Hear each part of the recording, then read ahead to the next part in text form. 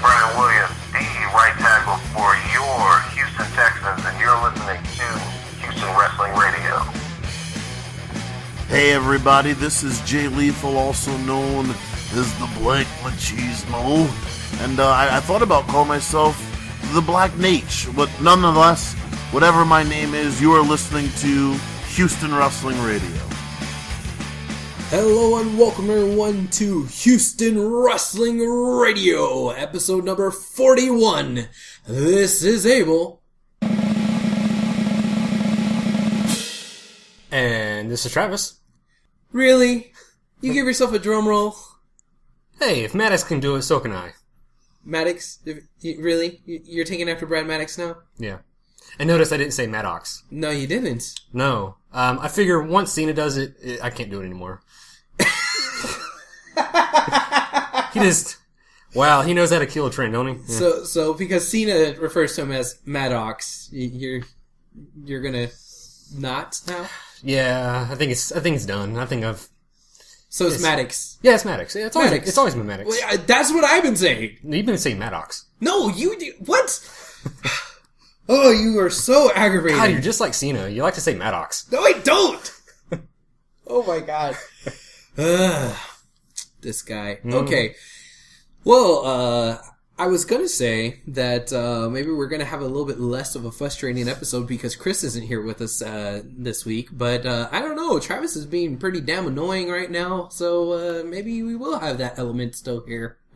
I'm done. I'm out. Now you're. I got that out of my system. Okay, good. We are going to have a pretty cool guest on with us here today. We're going to have a Houston Texan. The what? Yeah, a football player, Houston Texan. Really? Wow. Okay. Yeah. Wow. So I think that's going to be pretty cool. You can, listen to that here shortly. We're going to get to it here in just a little bit, but figured we'll chit chat for a few minutes before we get to the good stuff, right? Right. Okay. Well, if you are listening to us, thank you so much for tuning in, guys. Whether you're listening to us on our website, HoustonWrestlingRadio.com, if you downloaded us off of iTunes, if you're listening to us on the go with your Stitcher radio app for iPhone or Android phones, or if you're looking at the pretty pictures that Travis puts on there on the YouTube channel, thank you. Thank you so much for tuning in. Don't forget to click on any thumbs up icon looking buttons. That really helps us out. Yeah, we had a little bit of increase on views last week, so thank you for any new viewers that we might have or listeners. Indeed. Yeah, we jumped up a little bit, so that was pretty cool. Nice to see progress. Anybody that hasn't done so, if you're not subscribing to us on whatever medium that you're listening, please do that. And then you could also leave us comments on Facebook and Twitter, and I think you can do that on Stitcher too, right? And leave a little. I don't know. I don't use it damn thing. Yeah. Well, if you can, do whatever you can, whatever the equivalent is there on Stitcher. So, that's that. And of course, we got to plug we haven't done this in a while, but our Facebook page, facebook.com/Houston Wrestling Radio. Travis takes care of that, and he posts up all kinds of neat little things here and there. Unless it's really bad, if it's a stupid post, it's probably from Abel. But the good stuff I put up. Oh, yeah. Okay. So we'll see how that goes. Yeah. Yeah. And then if you want to see all the good stuff that I post up on Twitter, you could follow me at HWrestling Radio. And all the good stuff on there I post up. And Travis, he sometimes sneaks in there and puts some really stupid shit on there. So. Yeah, I had to sneak in there and just recover the damage you've done to our reputation. It's called damage control. Damage control? Yeah. Oh, boy. You are something else. I've been called worse. Okay. By you, actually, I think. On this very show. Yeah, probably now and later. Yeah. All right. Do you want to talk to our guest? You want to talk to Brennan Williams? Well, of course. All right. So let's go ahead and get on into that. All right. Let's do it. All right. Here we go.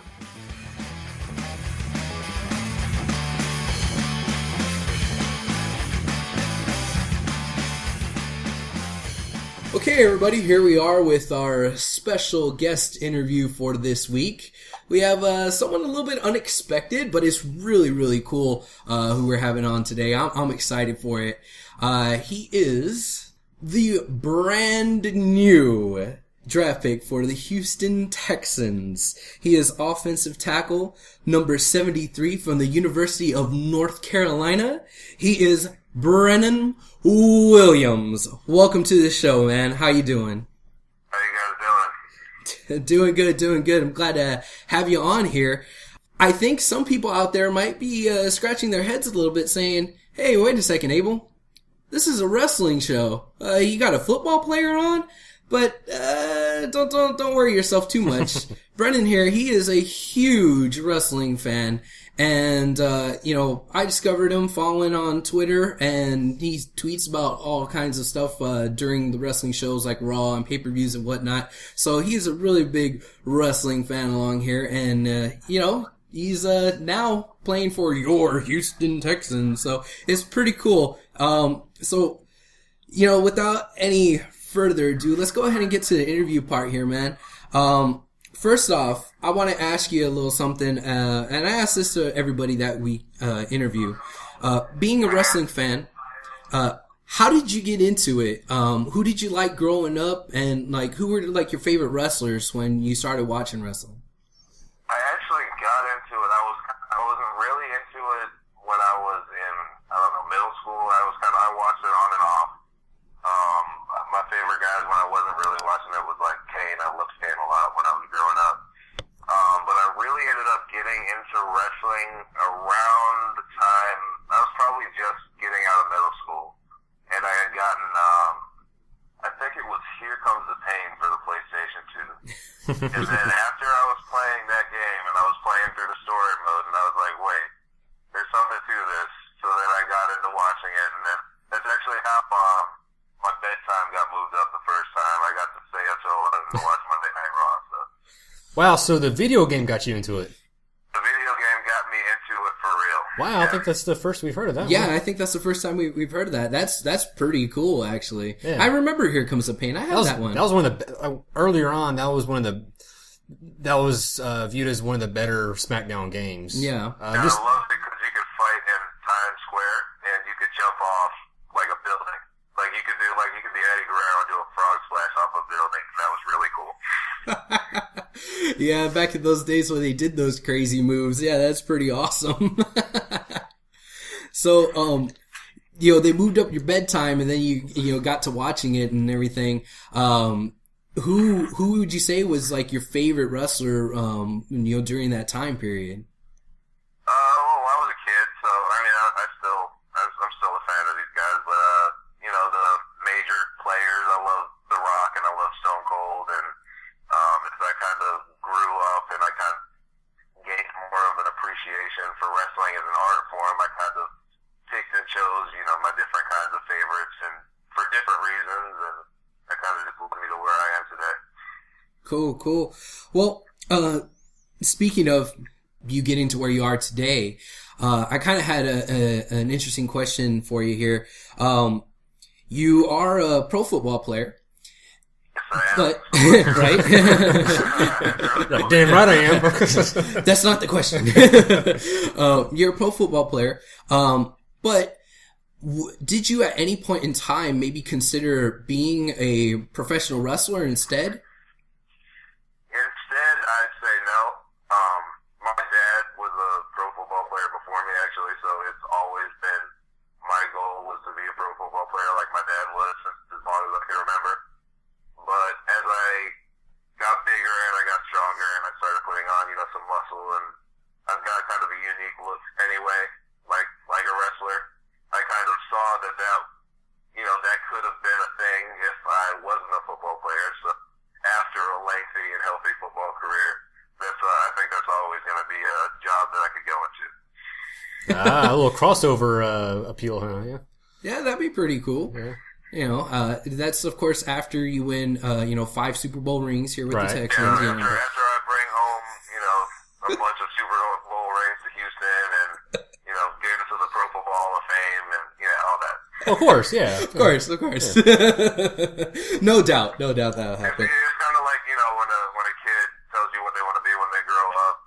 Actually, me and my friend were just talking about that with Jericho. It's like, you ask a kid what he wants to be when he grows up. He's like, I want to be a rock star and a pro wrestler. So it's kind of like that. I want to be a pro football player and a wrestler after that, and maybe a rock star after that. I don't know. That'd be great, man. Try to be the second coming of Fozzy over here. Have different hats. That'd be awesome. There were a lot of crossover. People that had football. As a background. Goldberg. Goldberg. The Rock. He was at The Rock. Yeah. Roman Reigns. Now he plays for Georgia Tech, and he was on some practice squads. But where I kind of see myself as a little bit different in that regard is that I am first and foremost a wrestling fan, and I'm not just a guy who, watched it in the Attitude Era, and I was just like, now I'm just looking for a new job. I'm a guy who loves wrestling all over the world. I watch AAA, I watch NJPW, I watch WWE, I watch all that. So I feel like I'm not the kind of guy who would just get by based on just being a big mastodon. I feel like I'd actually try and master the craft if that was something that I'd go into. That'd be cool. That'd be really awesome. Well, let's talk a little bit. Let's move away from that and talk a little bit about you coming to Houston and playing for the Texans. Me and Travis, neither one of us are really, really big football people. In fact, I would probably consider myself the equivalent to football. I consider myself maybe like a John Cena kid. I don't really know what's going on. That's what I mean. But I watch, and I'll watch the Texans, and that's pretty much the only team that I'll watch. But we support our home teams. So. Yeah. So I know what's going on, but I don't really know what's going on. You know what I mean? But all that being said, the kind of questions. It's actually funny you say that, because up until I actually was told that I'm going to be in the NFL soon. I had no idea what was going on in the NFL either.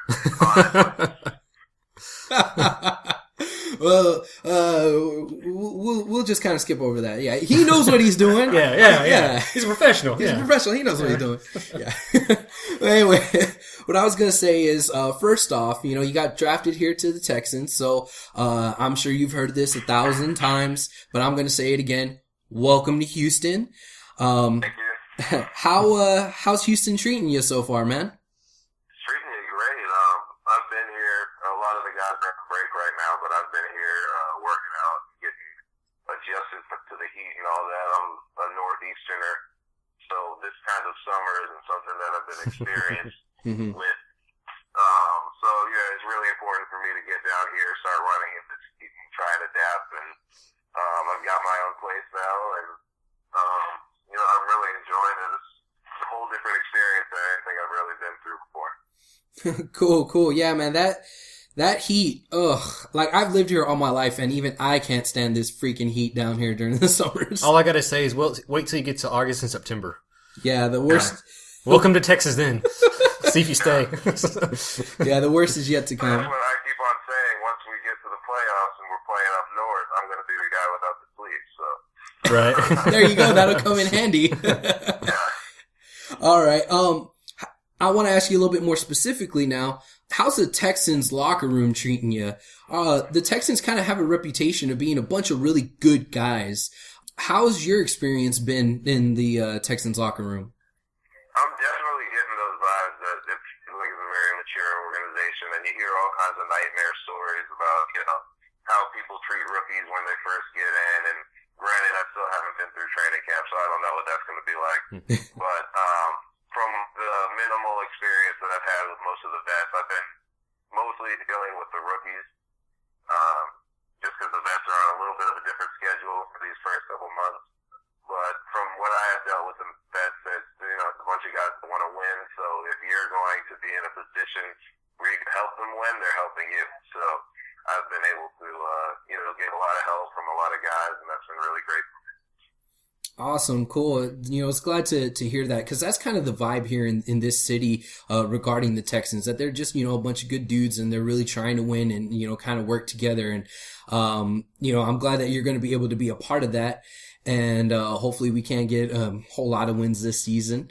That is, let me ask you, I don't know if you've met him yet, but in my mind, I imagined that, you and Arian Foster will probably get along, like, very well, get along swimmingly. Have you got a chance to meet him yet? Yeah, I've met with him quite a bit. He's been around actually this summer, but I haven't gotten to know him, you know, quite that well. But I've actually heard that a lot, that me and Arian would get along. So hopefully we'll get along because I'll be opening some good holes for him. But, Yes. hopefully, and we'll probably be able to find some common ground somewhere else. Cool, man. Well, speaking of common ground, is there any other Texans that you've met that might also be wrestling fans such as yourself? Not that I've seen. I don't know yet, just because you kind of jump into the situation and then you don't really get a chance to get to know everybody right up front. But I assume that when a Monday Night Raw or SmackDown comes to town, which I think one does at the end of the month, right? Yeah, SmackDown will be here on the 25th.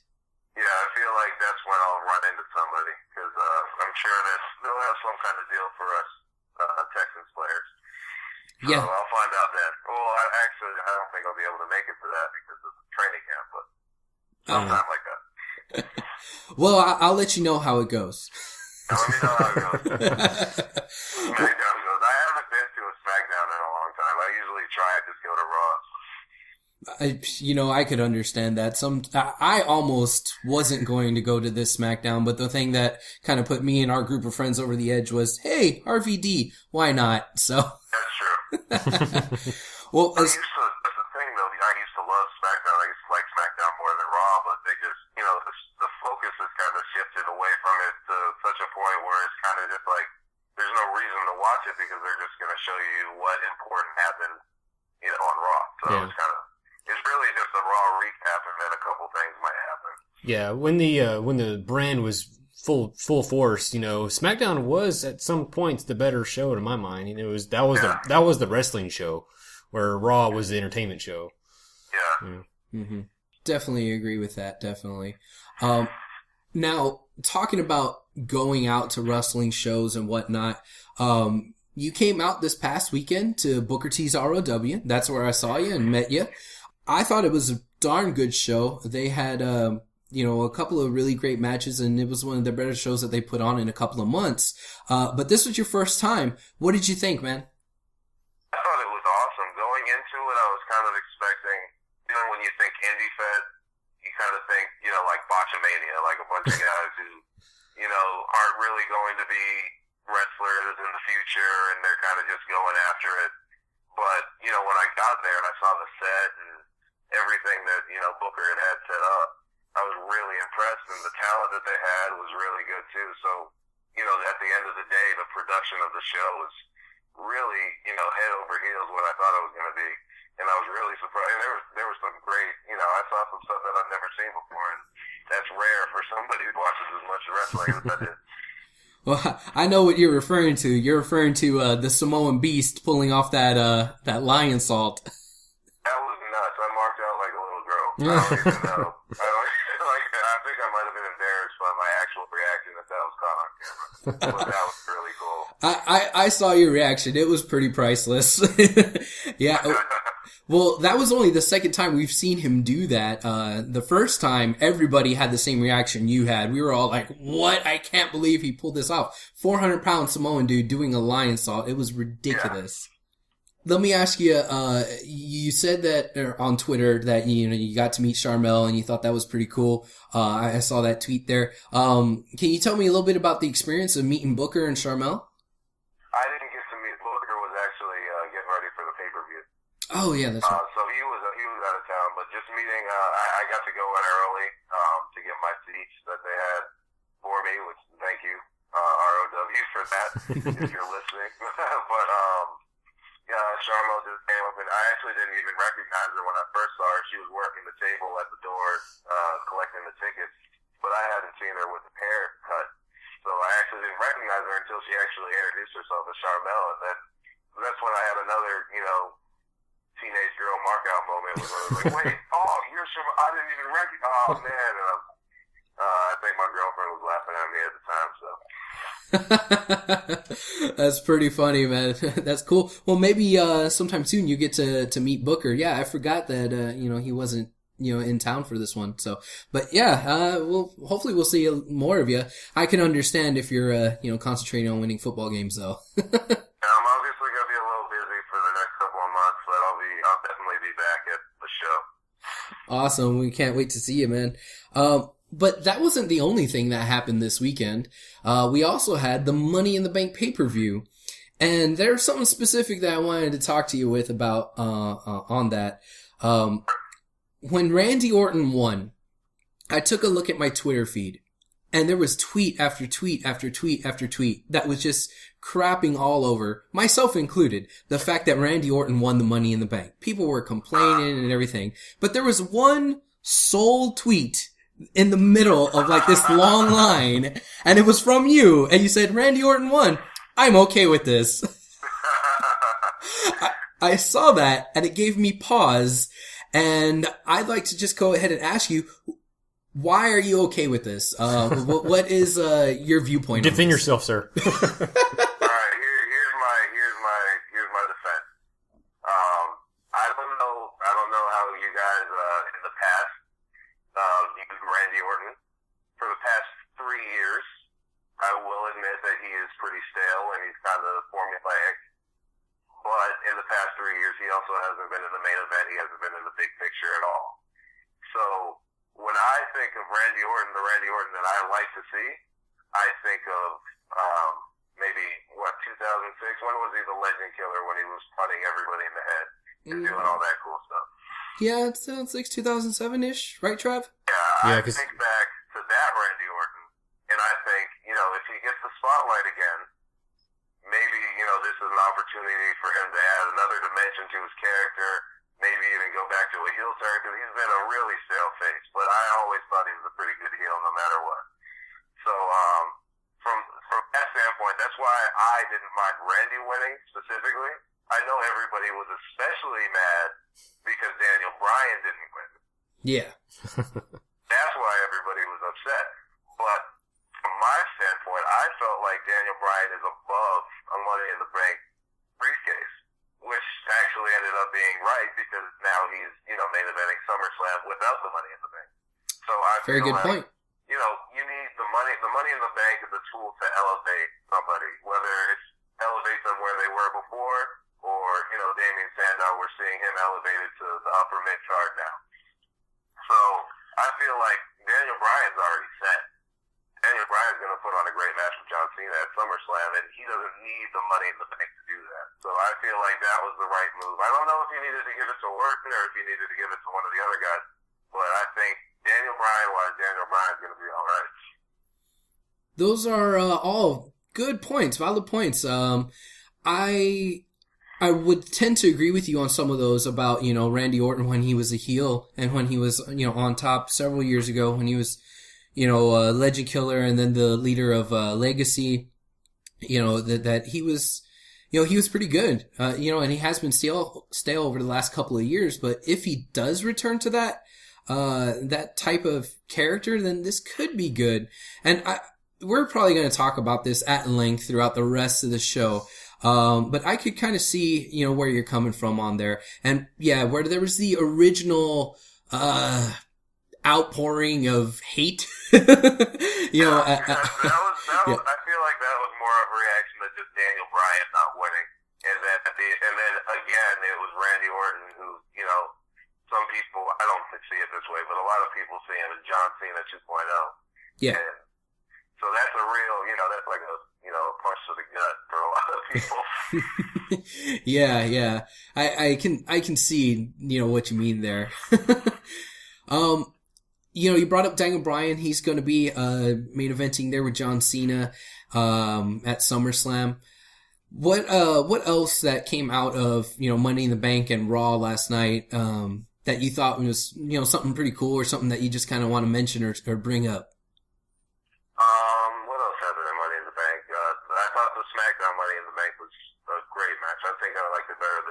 ones. Yeah. I got the feeling that it was a lot of guys who realized that they were on the cusp of, this was the make or break deal, and they actually went after it as opposed to the Raw one. It was kind of a lot of guys playing a little bit more safe. Yeah. But I like the story that they're building towards with Damian Sandow and Cody Rhodes. I think that's, it's elevating both of them, and I don't think that the SmackDown match actually did anything but help everybody involved, because it's not like anybody looked weak at the end of it. It just made Cody look stronger than ever. Sandow has the case now, so both of those guys are elevated. Dean Ambrose doesn't really need it. And, who else was in that match? Cesaro and Fandango. Jack Swagger. Yeah, they look like a solid team together, so I thought that was cool. Dolph Ziggler was really over with that crowd, and he was feeding off of them, and I thought that was a pretty good match. And, I'd love to see him with his belt, but I think that there's more that they can do with him, and I think they're building towards using him more, in the main event scene, so I'm all right with that. I'm a patient wrestling fan. I don't know if you're noticing that in the way I look at things, but I can wait as long as eventually these guys get their spotlight. I'm pretty satisfied, so. I gotcha. Hey, patience is a virtue, especially in wrestling sometimes. Yeah. Okay. Well, let's go ahead and start wrapping things up, man. Is there anything else that you want to plug? Maybe throw out your Twitter or whatever that you want to, just kind of leave out there for our listeners. Yeah, sure. I'll plug my Twitter. It's at Great Black Otaku. That's OTAKU. Also, my unofficial fan Twitter is the Brennan Zaibatsu. That's my name, and then BAIBATSU.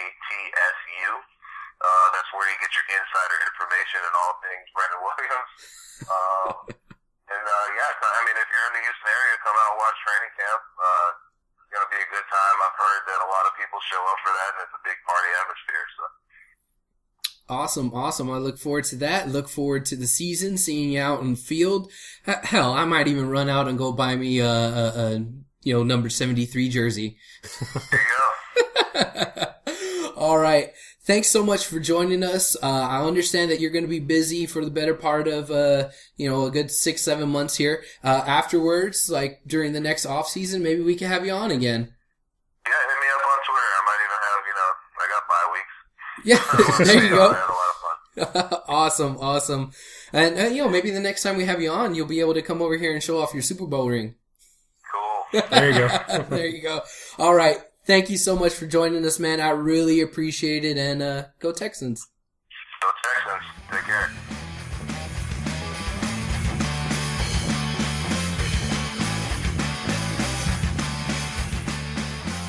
All right. There we go. Another pretty cool interview under our belts. We had a bona fide NFL star. Yeah. We're moving up. Yeah.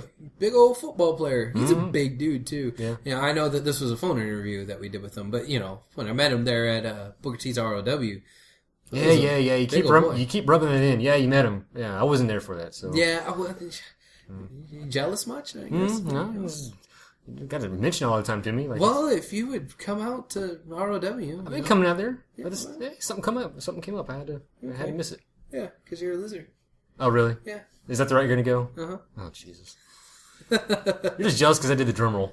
Yeah, I'm still upset over that. I can't believe you gave yourself a drum roll. This guy. I can change that in my ringtone. Every time you get a text message, there's a drum roll. Yeah. No, actually... That should be the other way around. Like, you should have that as my ringtone, like, whenever I call you. When I get a text message from you or something? Oh, jeez. Yeah. No, that's not going to happen. All right. Jeez. All right. So, somebody who does deserve a drum roll would probably be Brennan Williams, but, Yeah. Yeah. He was a good interview. He's a really cool dude. Yeah. Yeah, I'm glad to have him here on our team. Houston's. Yeah, Houston's team. Yeah. The Houstons? Houston team. I said Houston team. Yeah. You said the Houstons. Houston's. They're the Texans. Houston's team. Houston's Texans? Anyway. The Texans Houstons? Yes, that's it. I don't follow football. Yeah. Okay. You finished? Okay. Yeah, we're done. Right. Let's go ahead and talk a little bit about what we normally talk about.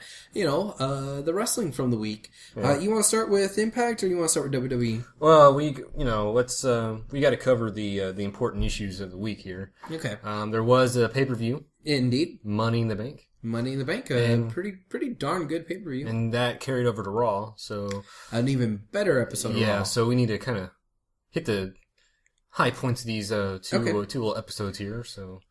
All right, well, what do you think the biggest story is coming out of WWE from this weekend? We've been saying it for the past, month now? Or 2 months, but the star of WWE right now, Daniel Bryan. Yes, sir. If it wasn't evident before, that crowd at Raw. Yeah, in Brooklyn at the Barclays Center. Yeah, Brooklyn of all places. Mm-hmm. Yeah. Gotta think though, Brooklyn, kind of close to where WrestleMania was, so that's probably a carryover from that awesome crowd. That too, but just the fact that they are a big wrestling culture there, right. In that. The WrestleMania, MSG, all that other stuff too. Yeah. So that's definitely going to be a good crowd. But yeah, everybody was cheering for Bryan. And this is amazing to see. I said it when I was watching it. I told my wife, "This is incredible." 2 seconds later, JBL, "This is incredible." He heard you, man. Yeah, I know. Yeah. I'm feeding him lines. Through the earpiece there. Yeah. Yeah. I think I said this like 2 or 3 weeks ago, where Daniel Bryan's the only guy that's over with everybody. Yeah. And that was very evident last night. And we were worried, or we kind of mentioned that this could be a problem, but about maybe him losing steam or something, Yeah. because he gained majority of the steam back from the whole underdog thing, Mm-hmm. And that kind of went away, and I was kind of worried, well, how are they going to continue this momentum going into the pay-per-view? We don't have to worry about that shit. I mean... Yeah. He's super crazy over, but I still think there's still some of that element of being the underdog, because, let's face it, he's going up against Cena, of all people, and that you're going to be the underdog if you're fighting Cena, and you're... somebody that he hasn't fought that many times before. What'd you think of that on Raw with Cena actually making it D-Bry? I'm okay with it. Oh, I'm glad he did it. I'm glad he did it too. But I think you were. I guess I was wrong referring to like how it happened. Kind of, sort of. Yeah. Okay. Brennan mentioned it on the interview that he's above the Money in the Bank. Yeah, I would definitely agree with Brennan Williams on that. Yeah. I think, at this point he is kind of above it. So, we were wanting him to win it, but at the same time, he's so over, he doesn't need it. So, as we saw on Raw. Yeah. So he's right on that. He's right with that point there. The only thing that I thought was just kind of weird is that, from the presentation of the way that it happened on Raw, was that it was kind of obvious where they were going with it. Right.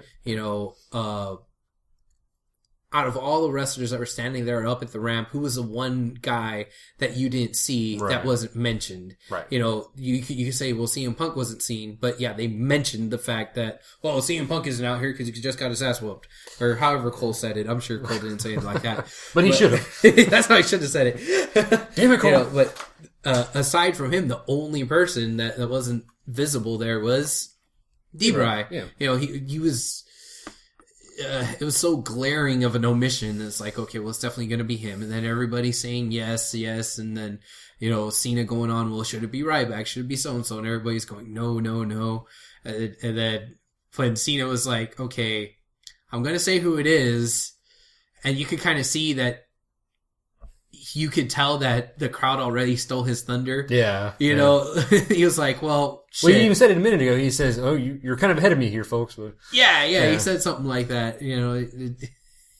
I think he felt like the crowd stole his thunder, and he's like, well, if he said anybody else, it would have been a disaster. That's true, too. Yeah, if he had said, like, Ryback. Great Khali. Great Khali. Or Jinder Mahal. Don't hit I saw him. He was back there, Brooklyn Brawler. Yeah, he was there, standing right next to Long Island Ice Z. Yeah. God. Was JTG there? I didn't see him. Because I figured he would have come. I figured when Truth came out and got the beat down, I thought that was going to be JTG. Okay. Well, I didn't know he was going to get beat down, but when I saw him R-Truth come out, I was like, okay, there's R-Truth. I wonder if JTG's going to be here. They're in Brooklyn. That's his thing. Yeah. It's his whole gimmick now, right? Yeah, it's his... Well, it was. I mean... Last time we saw him, like 6 months ago or a year ago or whatever. But anyway, it doesn't matter. It's JTG. Yeah, whatever.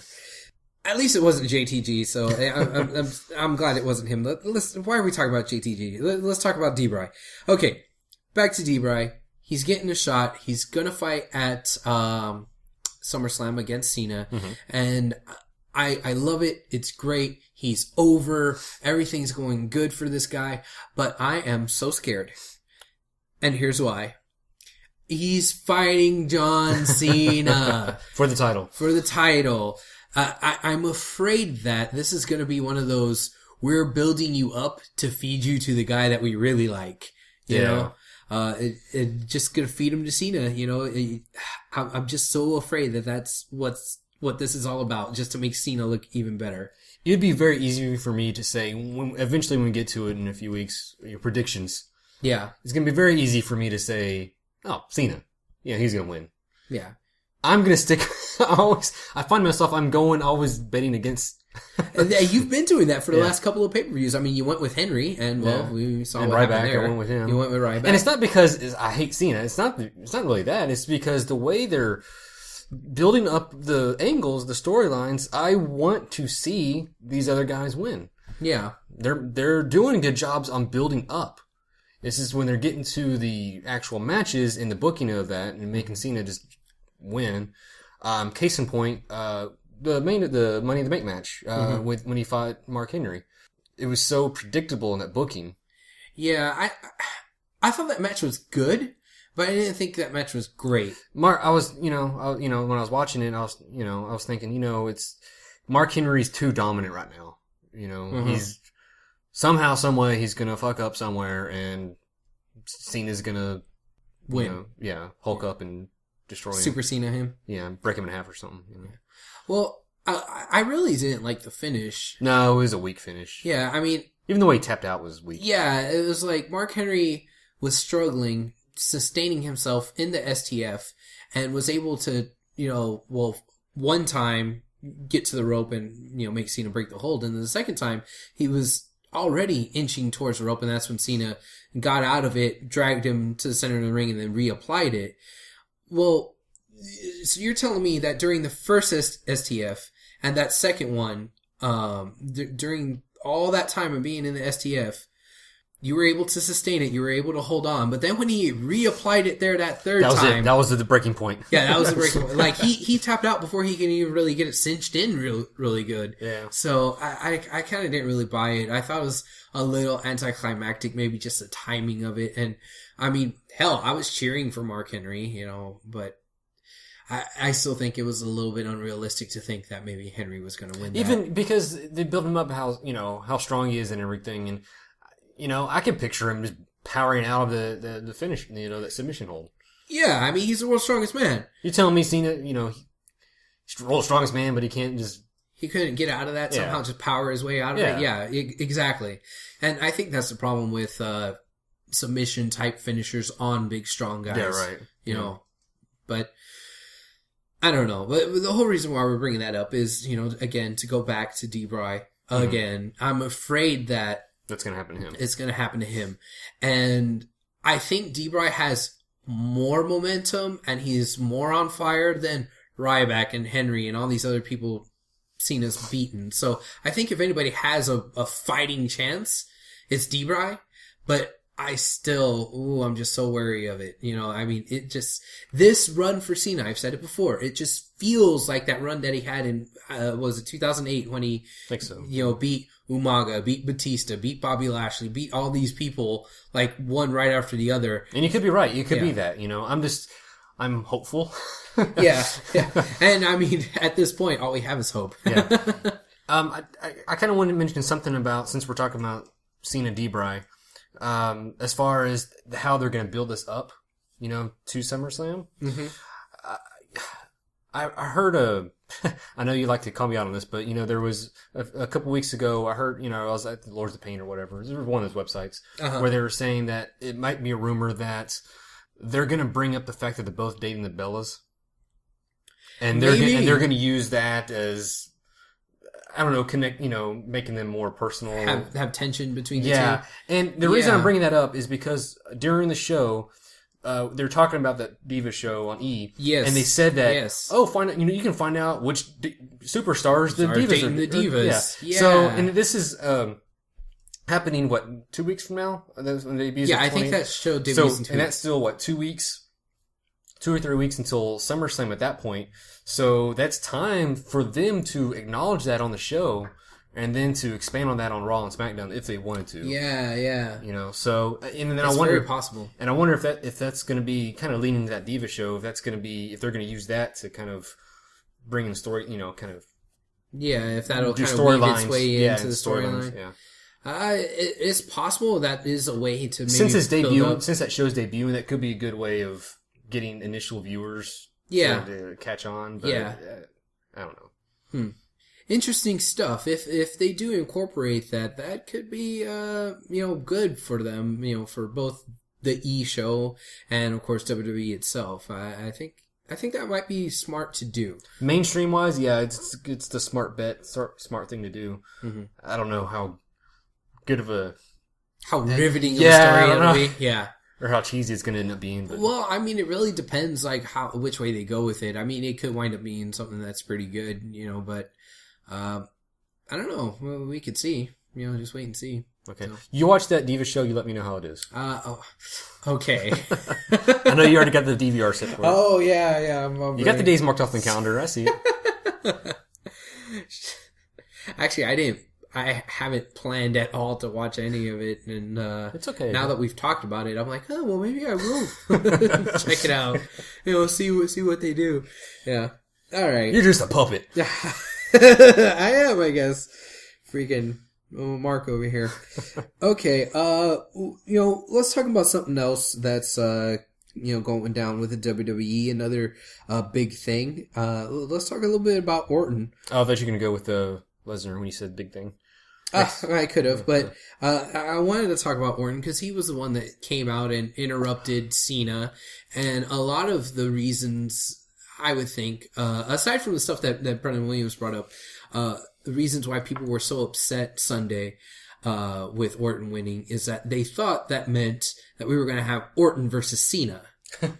And I think I said this last week. I think we were talking to Chris, and I brought up, well, winning the Money in the Bank doesn't make you number one contender. Winning Money in the Bank doesn't mean you're automatically feuding with whoever has the title. Right. You could hold on to it for a while, and we could wait until, who knows who'll have the title by then, when they decide to, cash it in. So I don't think it means Cena versus Orton. But a lot of people on Sunday night were upset, like, I don't want to see Cena versus Orton.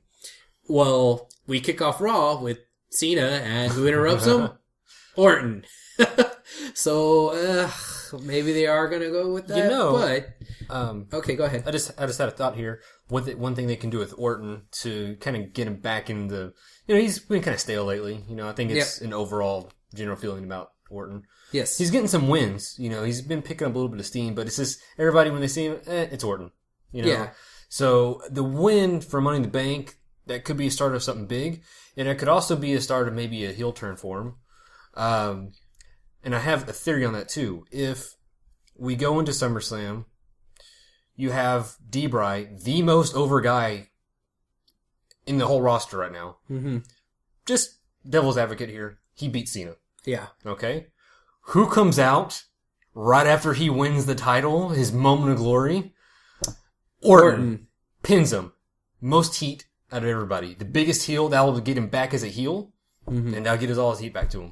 You know what? You are right about that. If that were to happen, oh my God, he would get nuclear heat. Like, he would be so freaking hot. It would be ridiculous. That could be what it needs, Yeah.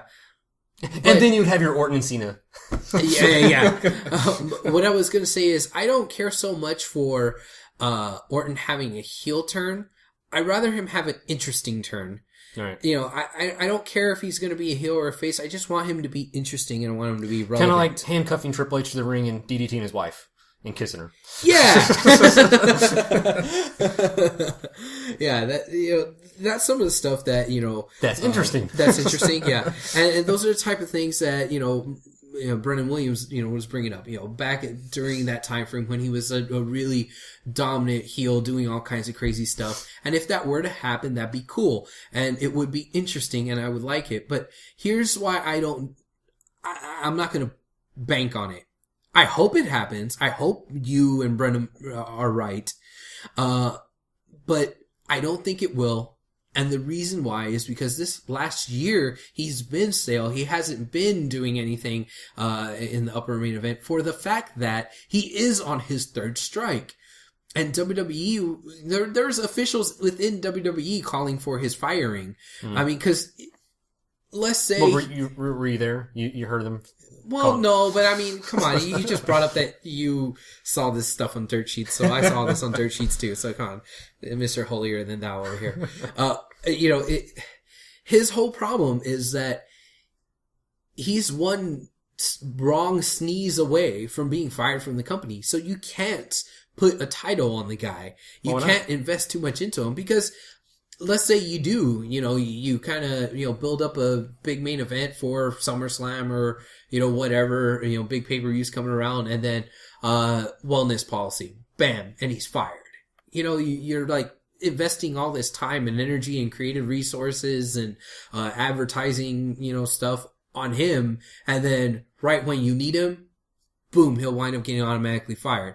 And that's why people were hesitant, to put him over and get him to that next level and put him where he was before strike number 2, So I don't know if they will. I think that's still a factor, but I don't know. Maybe giving him the money in the bank is a sign that they're ready to put that behind him and they trust him again and they think he won't hit that third strike. Yeah, I'm not going to put too much stock in that because if that was that much of an issue, they just would have fired his ass. But... I'm sure he's grown up a little bit and he doesn't shit in bags anymore. And well, I would hope so. And it's not so much the shitting in bags. I mean, that happened a really long time ago. That happened, when he first came in. But all his other strikes since then, like that last one is at least a year or so old. Well, regardless, it's been a long time. He's been around for a while, so he knows what to do, what not to do. He knows how to get away with stuff. Exactly. Yeah. Yeah. I don't know, man. I'm just leery of putting my eggs in the Orton basket. Okay, that's fair enough. He's like I said, he's had his strikes and yeah. But I would like to see him turn interesting. If he stays face, that's fine. As long as he does something interesting. I'm not going to get too involved with, every time I see Orton, I'm thinking, okay, well, he's about to get fired. I'm not going to look at it like that. I'm just looking at it as, I'm taking that shit out of the equation. I'm just looking at it as a character on TV. Okay. Just be done with it. All right. And if take it for face value. If we look at it like that, for face value, the problem still remains that he is stale as hell. Right. And he needs to be unstale. And like I said, I don't care if that means he's going to be unstale as a face or unstale as a heel. As long as it's something interesting. Right. So I could get back to liking him again. Or hating him as a heel. Well, yeah. Okay. So what else do you want to talk about here from the WWE stuff that we got going on? Yeah, I think we're done. Good night, everybody.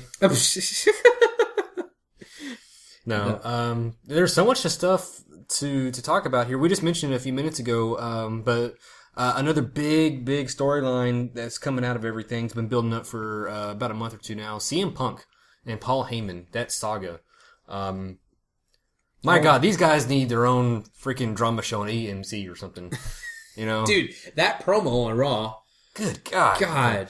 That back and forth there, it was just vicious. They were getting super personal. I mean, Heyman was talking about, you don't have any kids, you don't have a wife, you don't have parents, all you have is wrestling and these people. Oh my God. If this was anybody else, it would come off weird and maybe not natural or something, but the way Heyman and Punk are doing it, yeah, you could tell there's a history there. They know how to do their lines and their promos and everything, and it just came out gold. Yeah. That was a freaking amazing promo, and it was great setup for this Lesnar versus Punk stuff. And the thing that happened at Money in the Bank, when Punk was going up to, actually get the briefcase, he almost did. And then Heyman comes out. I really did not expect Heyman to be the one to get physical and to, hit him with the ladder. And he did. That was pretty interesting. That was a sick ass shot with that ladder. Well, obviously he got 13 staples in his head. Yeah. But just when I saw the replay of it, when they did that different angle, when you could see the ladder actually hit his head. Oh yeah, it was nasty. Yeah. Real quick about that, right before that, during that Money in the Bank match, Curtis Axel came out. Yeah. Beat the shit out of D-Bry. Mm-hmm. Was that clear what was going on with that situation? It wasn't really clear to me at the time, and still not fully clear to me now, but what I think it was Heyman's camp feigning that they were going to help Punk. Because I think D-Bry was like kind of on fire at that point in the match, was taking out everybody, and then took out Punk, and then that's when Curtis Axel came out to take him out. Like D-Bry, maybe they thought that D-Bry was about to win. Yeah. And they took him out so he wouldn't win. Out so it could look like that maybe he was helping him. Maybe they didn't come off. No, it definitely did not come off right. I don't think they pulled off what they were going for. Like D-Bry should have been like at the top, like about to grab the briefcase. Then Axel should like knocked him off the ladder or something. Yeah. But I mean, the way he attacked him, it made it look like he was pissed off at him. Like he was about to start a storyline with, like he was about to get into an angle with him or something. Yeah, but it didn't quite work, and I'm not sure with 100% certainty what they were going for, but what I think it was the Heyman camp still trying to give off the illusion that they're helping Punk. Yeah, I was lost on that shit. I think that's what it was, but I mean, I don't know, I could be wrong. Yeah. But, aside from all that, I mean, let's get back to, this whole thing with Heyman and Punk. Yeah. Right then and there, that shot was just nasty, and it was ridiculous. And then, on Monday, Lesnar coming out and beating the crap out of Punk. Oh man, that was brutal to watch. But it was also cool because, Punk was really fighting back and taking it to him. Seeing them two fight, I'm looking forward to their match because they're the right size differences to where Punk he's smaller than him, but he's not too small. Yeah, he's not a fucking cruiserweight or something, Yeah. So it could be believable that he could take on believably a match with Lesnar. Yeah, because they've done a good job of giving credibility to Punk as far as him having the ability to beat people up. You know? And plus they're going into his MMA. He's been doing a lot of training with that. And Brock Lesnar, we all know UFC, so that could be an interesting facet of that match too. I'm really excited for this matchup that they're going to do. Yeah, I mean, the storyline, the promos, that's all good. I'm sure the wrestling is going to be pretty good. And, even if it is just a brawl, because, I mean, let's face it, Lesnar's not the best technician out there. But, Punk says probably, who? Says me. Oh, okay. So, Punk could probably, pull out some good stuff from him, but Punk can also brawl too and make a brawl look good. So he has good matches with Cena. Well, come on now. Yeah. It should be pretty good. And I am looking forward to that a lot. And it's just the first. This is the initial setup for it. Yeah. So it's already gold. Right. So far, SummerSlam is looking like it's going to be pretty damn good. Oh, absolutely. Yeah. Speaking of the match there for the red briefcase, I would like to nominate that as a match of the week candidate.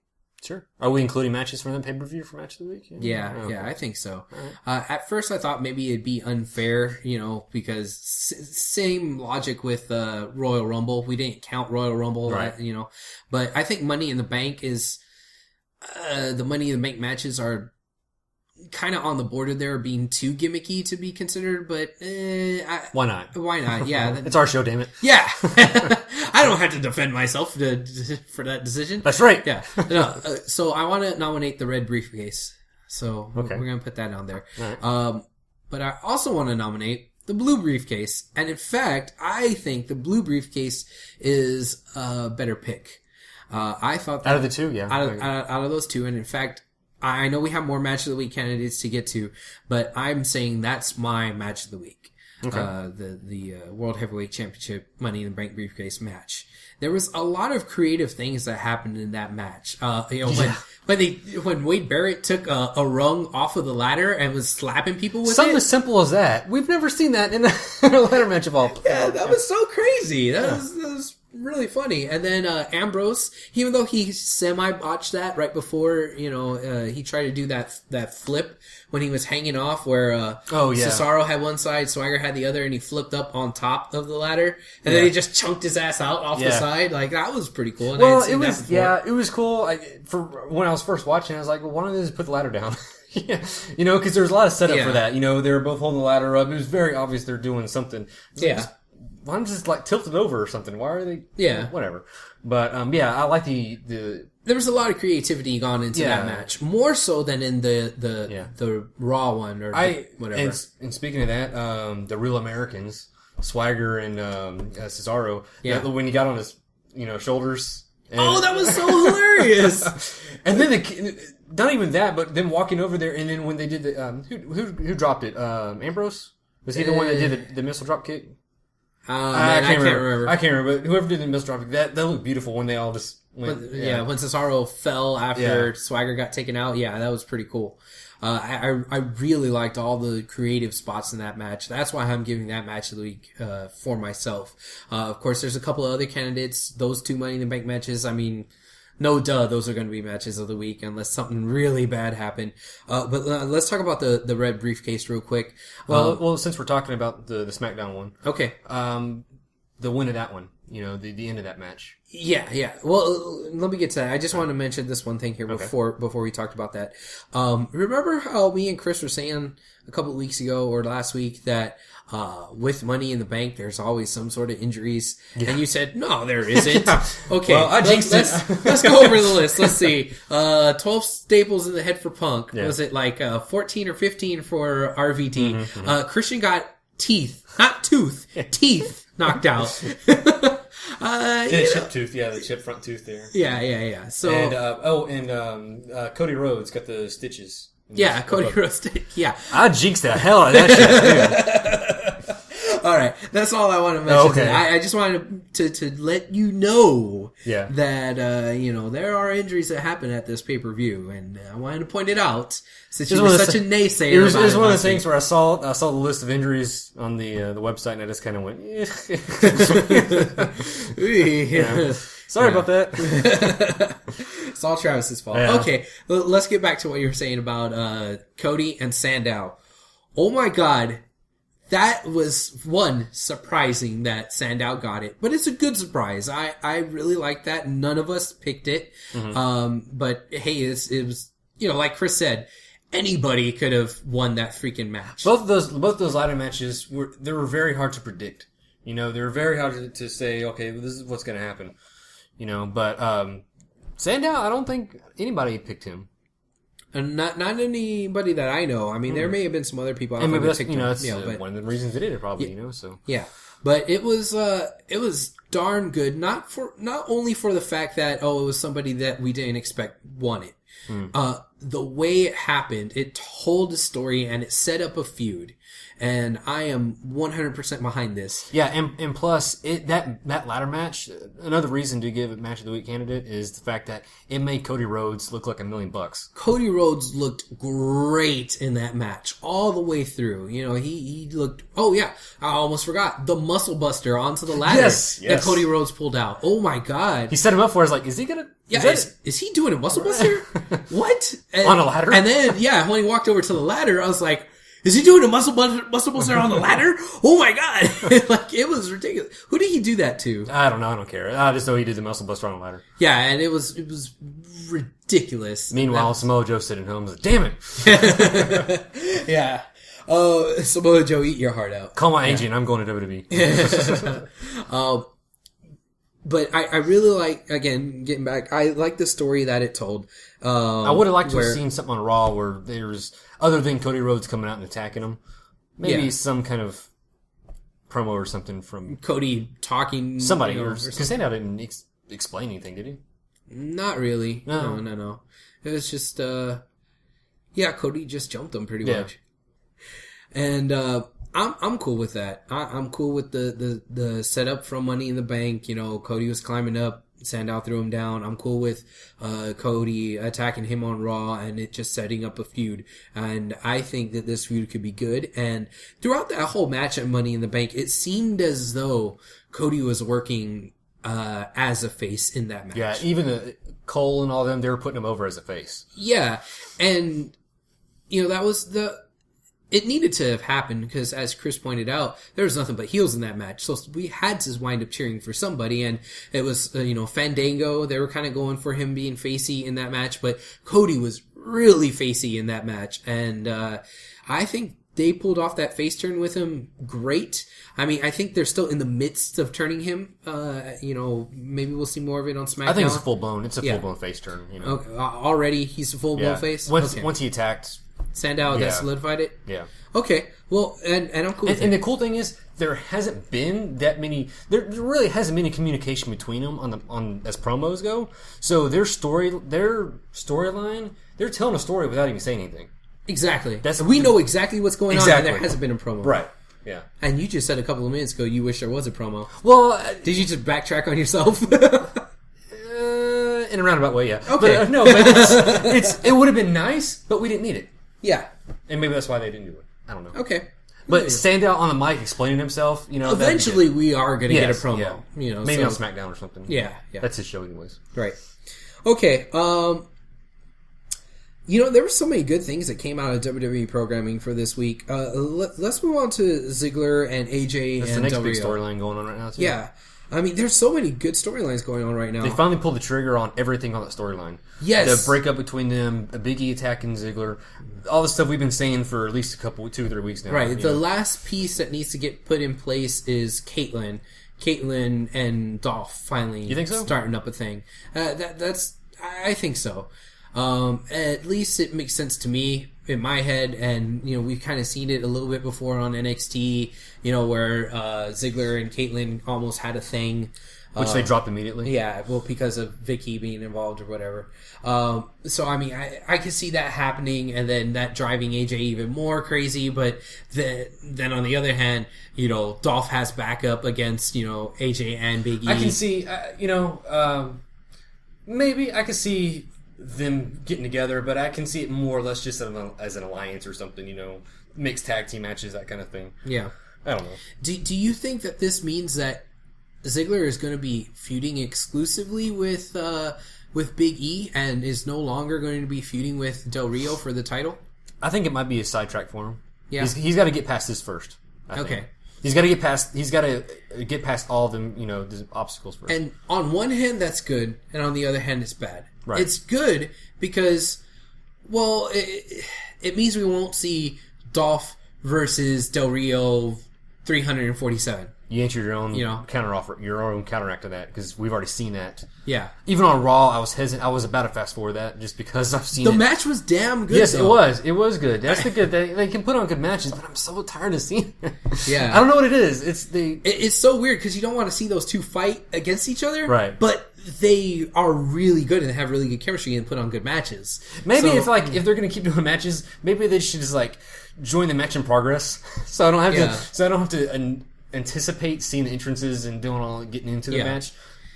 I don't know. So that's on the one hand, it's good because we're not going to see that anymore.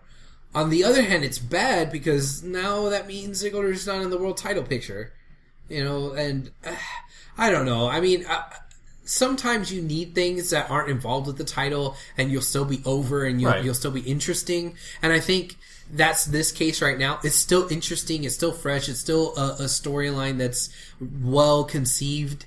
So it may not need the world title involved, but I would like to see Ziggler with the world title for an extended period of time. I would have liked to see my theory play out where he does win the title at the pay-per-view, and he did come out on Raw, and then that's when Big E attacked him. Just a full-out turn.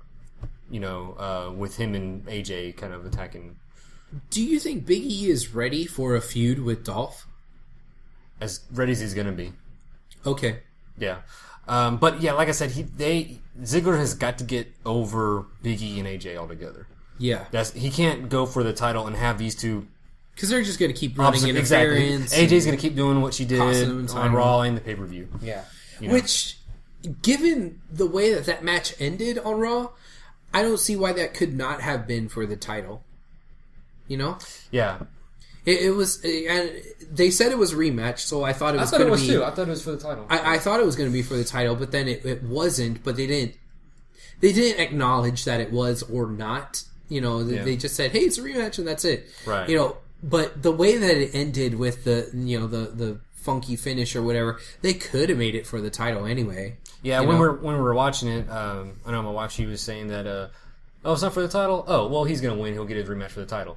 I was thinking, well, no, what's going to happen is there's going to be a DQ, you know, AJ and Biggie's going to come out. And, right. And so there's going to be DQ. They could have made it for the exactly. title. Exactly. It wouldn't have mattered, you know, so. Yeah. Well, it would have just added more fuel to the... You cost me the title again. You cost me the title twice! Right. I will say, that shot that Del Rio did to the head of Ziggler. Oh, God, it was sick. Yes. That was so ridiculous. It was, oh, man. I thought he was going to be concussed again. Do we want to say... No, I'm not. I'm not going to say... Just out of principle. Yeah. Just I'm tired. Just so that we can... Especially since Chris called us out on it. No, I'm not. Okay, so no match of the week candidate for that one. Okay. No, they get a skip on it. Okay. They were... Even though the match was really good. All right. Well, you know what? Let's talk about another match of the week candidate. RVD versus Y2J. That was really, really good. I want to start off by saying, before we get into that match, his return to the pay-per-view. Okay, yeah. Other than the reaction, you know, he got the reaction we all expected him to get. Right? Okay, yeah, RVD in Philly, he's going to get a reaction. The best thing about them bringing him back in Money in the Bank is the fact that it put him right back in where he was. Yeah. He did not miss a beat. It's like he was been there the whole time. Yeah. He's already mixing it up with five other main eventers. It was almost like he's been wrestling for the last couple of years. Yeah, somewhere. Yeah. It's like he's but I can't imagine where he'd be wrestling. Yeah, I have no idea. Yeah. Anyway.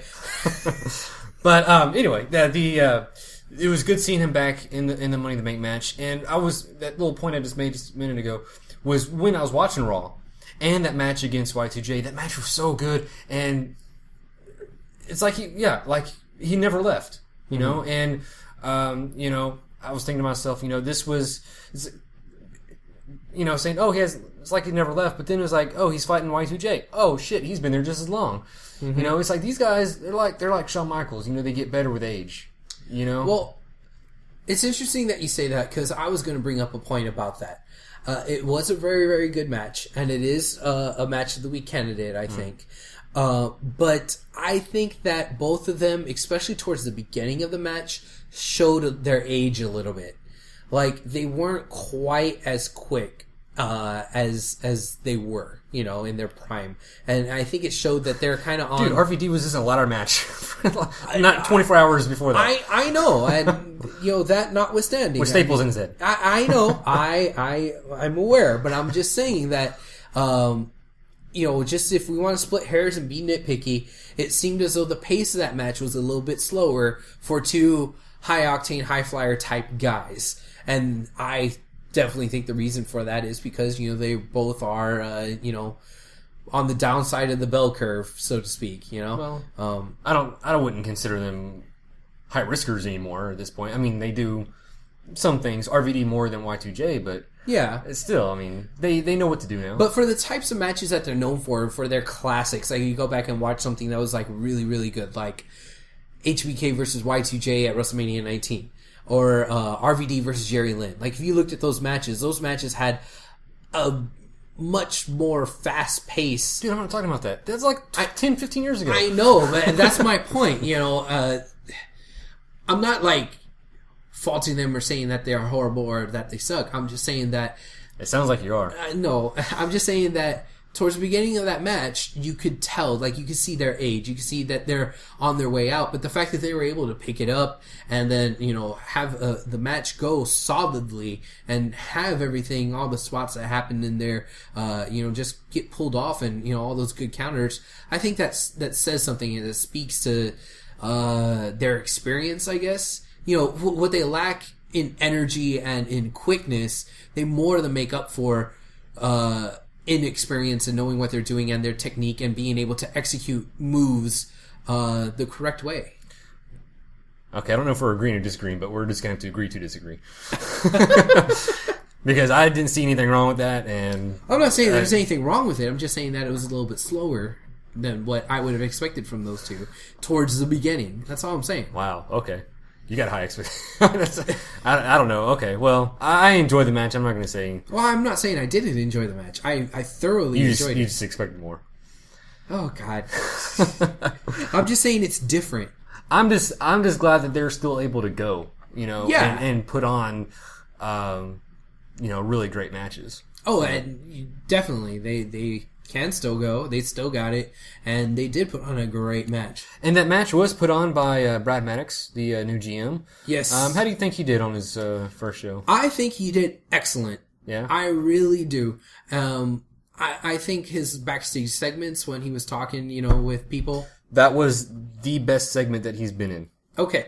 The whole talking to his mom. Oh, don't worry, I'll pick something up on the way.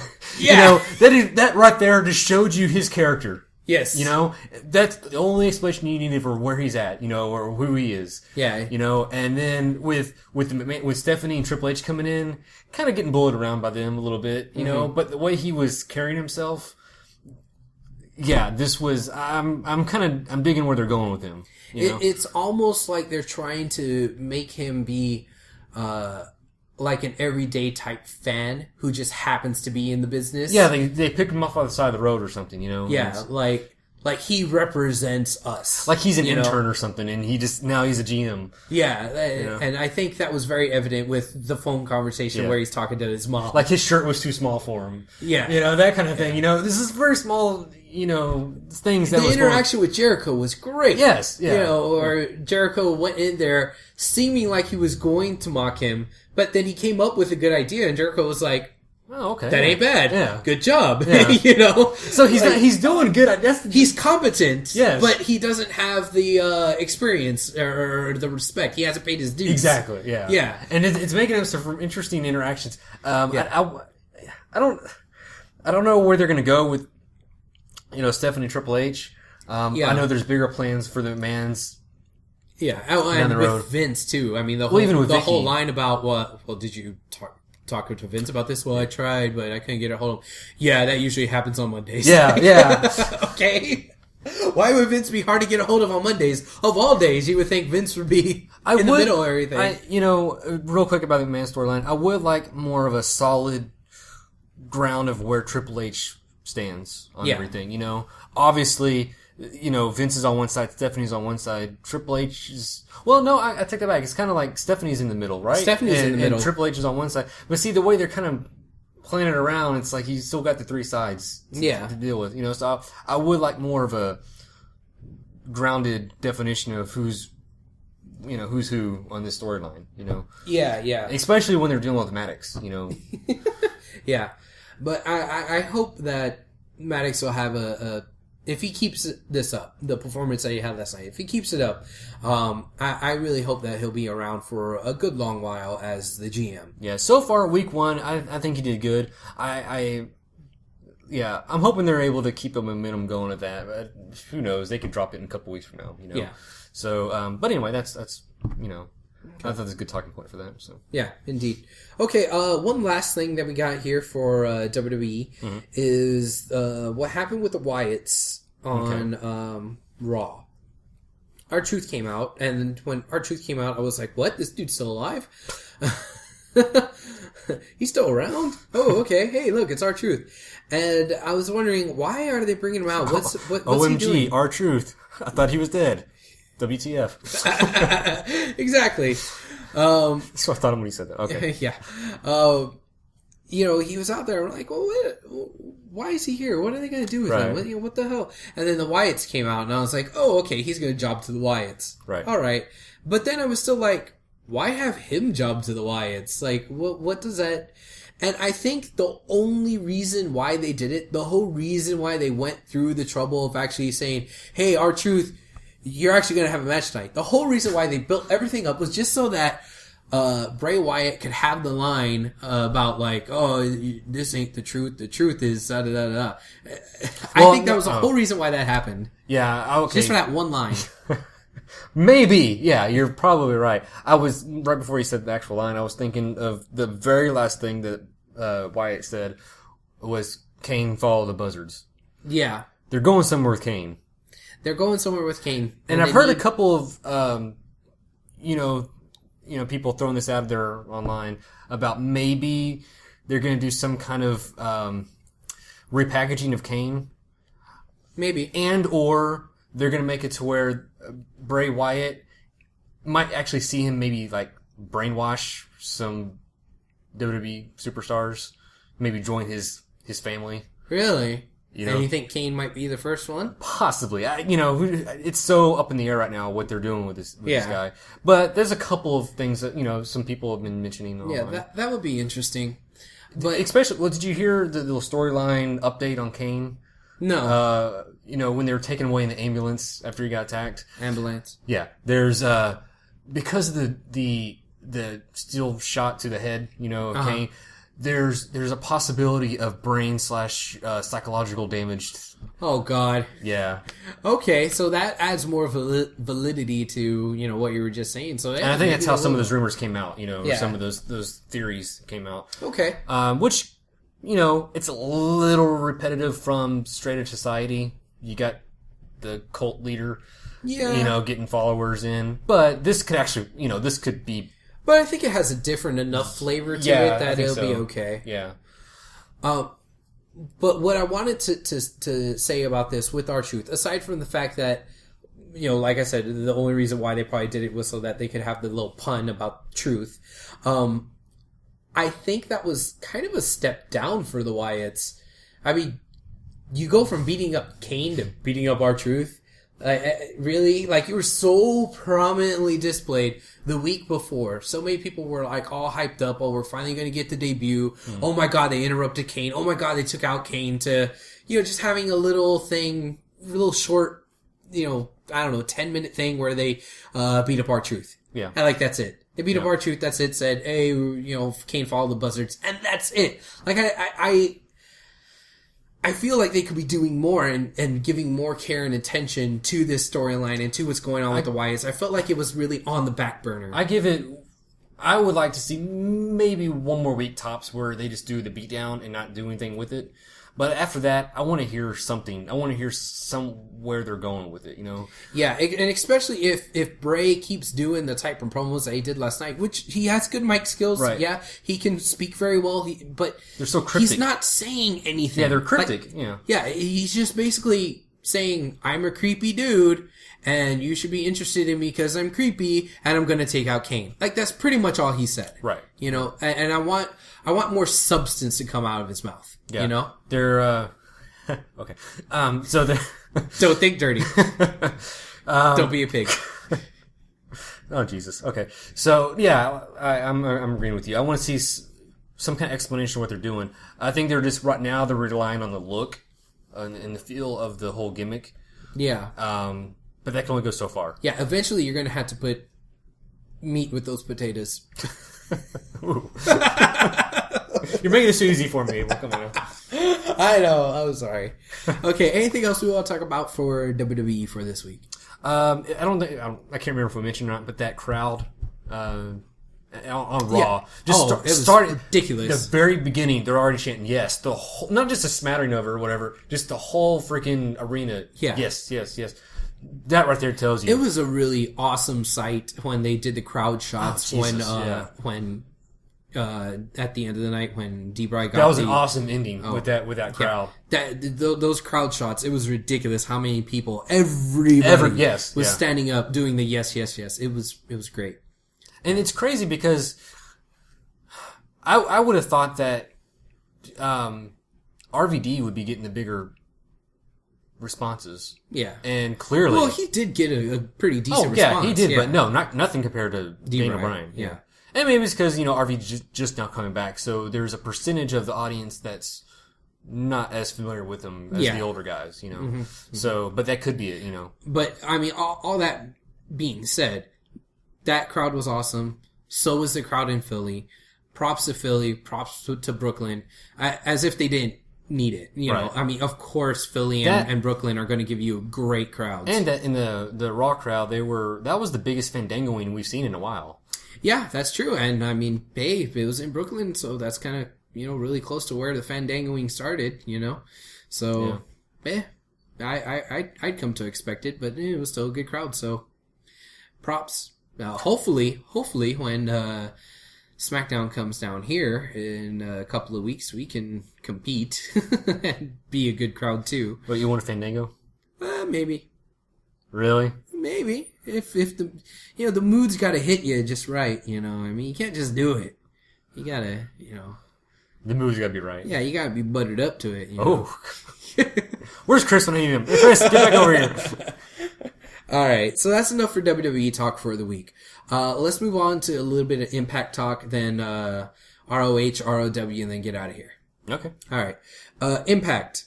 The big thing from this past week's Impact that I want to bring up is Rampage. Rampage is now a part of the Main Event Mafia, and I am okay with that. In fact, I like it. Off the left field, totally. You know, I was not expecting Rampage. And that's what we've been saying that the Main Event Mafia needed. It needed people that weren't already fighting the Aces and Eights anyway. Right. So, and Rampage is a legit badass. He's a legit MMA guy. We don't know if he could wrestle, but we do know. Well, he's the enforcer. Yeah, he's the enforcer, so he may not necessarily need to wrestle. I mean, we haven't seen his actual wrestle skills. Are we going to see him in a suit? With the chain? Maybe not. I mean, I'm sure he could come up with something spiffy to wear. I get it. He's the enforcer, so he's going to have the suit with the sleeves torn off. Maybe. But either way, I predict entertainment coming from this. I mean, Rampage has a hell of a lot of entertainment value. He's a really entertaining guy. I like the fact that he's in, no pun intended, the main event scene here. And I hope that they give him plenty of time to shine. And it also confirms the fact that he's actually going to be in TNA. I was about to get to this right here. Right when they brought him out, I had totally forgotten about Rampage. Yeah. And that is totally TNA's fault. Yes, it is. They had him out. This is a big, media crossover that they could be building on to build their audience and their TVs and all that other shit. And they had him out for 2 weeks. They started something with Angle. They mentioned something with him. And that was it. And that was, almost a month ago? Mm-hmm. If not a month? I don't know. Yeah, maybe a little bit more. But regardless, it was long enough to where I'd forgotten that he was even had any dealings with TNA before. Right. You know, and that, shame on TNA for that. Shame on TNA, but at the same time, I have to give them props for the element of surprise. I wasn't expecting Rampage when they announced him as the 5th member. So when it happened, I was surprised. Okay, and that's good. And that's good. The thing I was going to say about that was the last time we did see Rampage, or maybe not the last time, but his first appearance, I'll say, he got in Angle's face, or Angle got in his face. Yes. And now he's part of the same team he's on? I'm okay with that, and here's why. In my own mind, I created a scenario. Oh, Jesus. And if TNA were smart, they would do something like this. But in my mind, I was thinking that when Sting and Kurt were in the back trying to decide who they want in the Main Event Mafia, Angle went, well, Rampage got in my face, and that took a lot of cojones for him to do that. I was impressed with them. Why don't we see if he wants to be in the Mafia? That's all I needed. Okay. And you're not going to get that. I might not, but we might actually get it. Because remember when they did the thing with Bully where they explained all of this backstory with You're not going to get that. Okay. A girl can dream, can't she? Yes, you can, Ian. They spent all their creative juices on that backstory for Aces and Eights. That's it. They're out. Yeah. Okay. Well, either way, I'm still happy with it. And I'm willing to look over that one kind of... Is there going to be another member of Main Event Mafia? I don't know. Okay. I don't know if there will be. There might not. I would think that you would still need at least 1 or 2 more members because, like we brought up last week, you would want to at least match the amount of members that the Aces and Eights have just to, compete with them. Because if not, you're always going to be on the wrong end of the numbers game. So we were counting, 6 at least? And they have 5. So they need at least one more. Yeah. I think. And especially if Rampage isn't actually wrestling, if he's just an enforcer, well, you may want another person. Right. So you may want 7. But Jeff Hardy, fuck it, why not? I can see that actually. Yeah, unfortunately, I can see that, and I don't think I really want that to happen. Another big thing that happened on Impact. Chris Sabin cashed in his Money in the Bank. I mean, the X Division.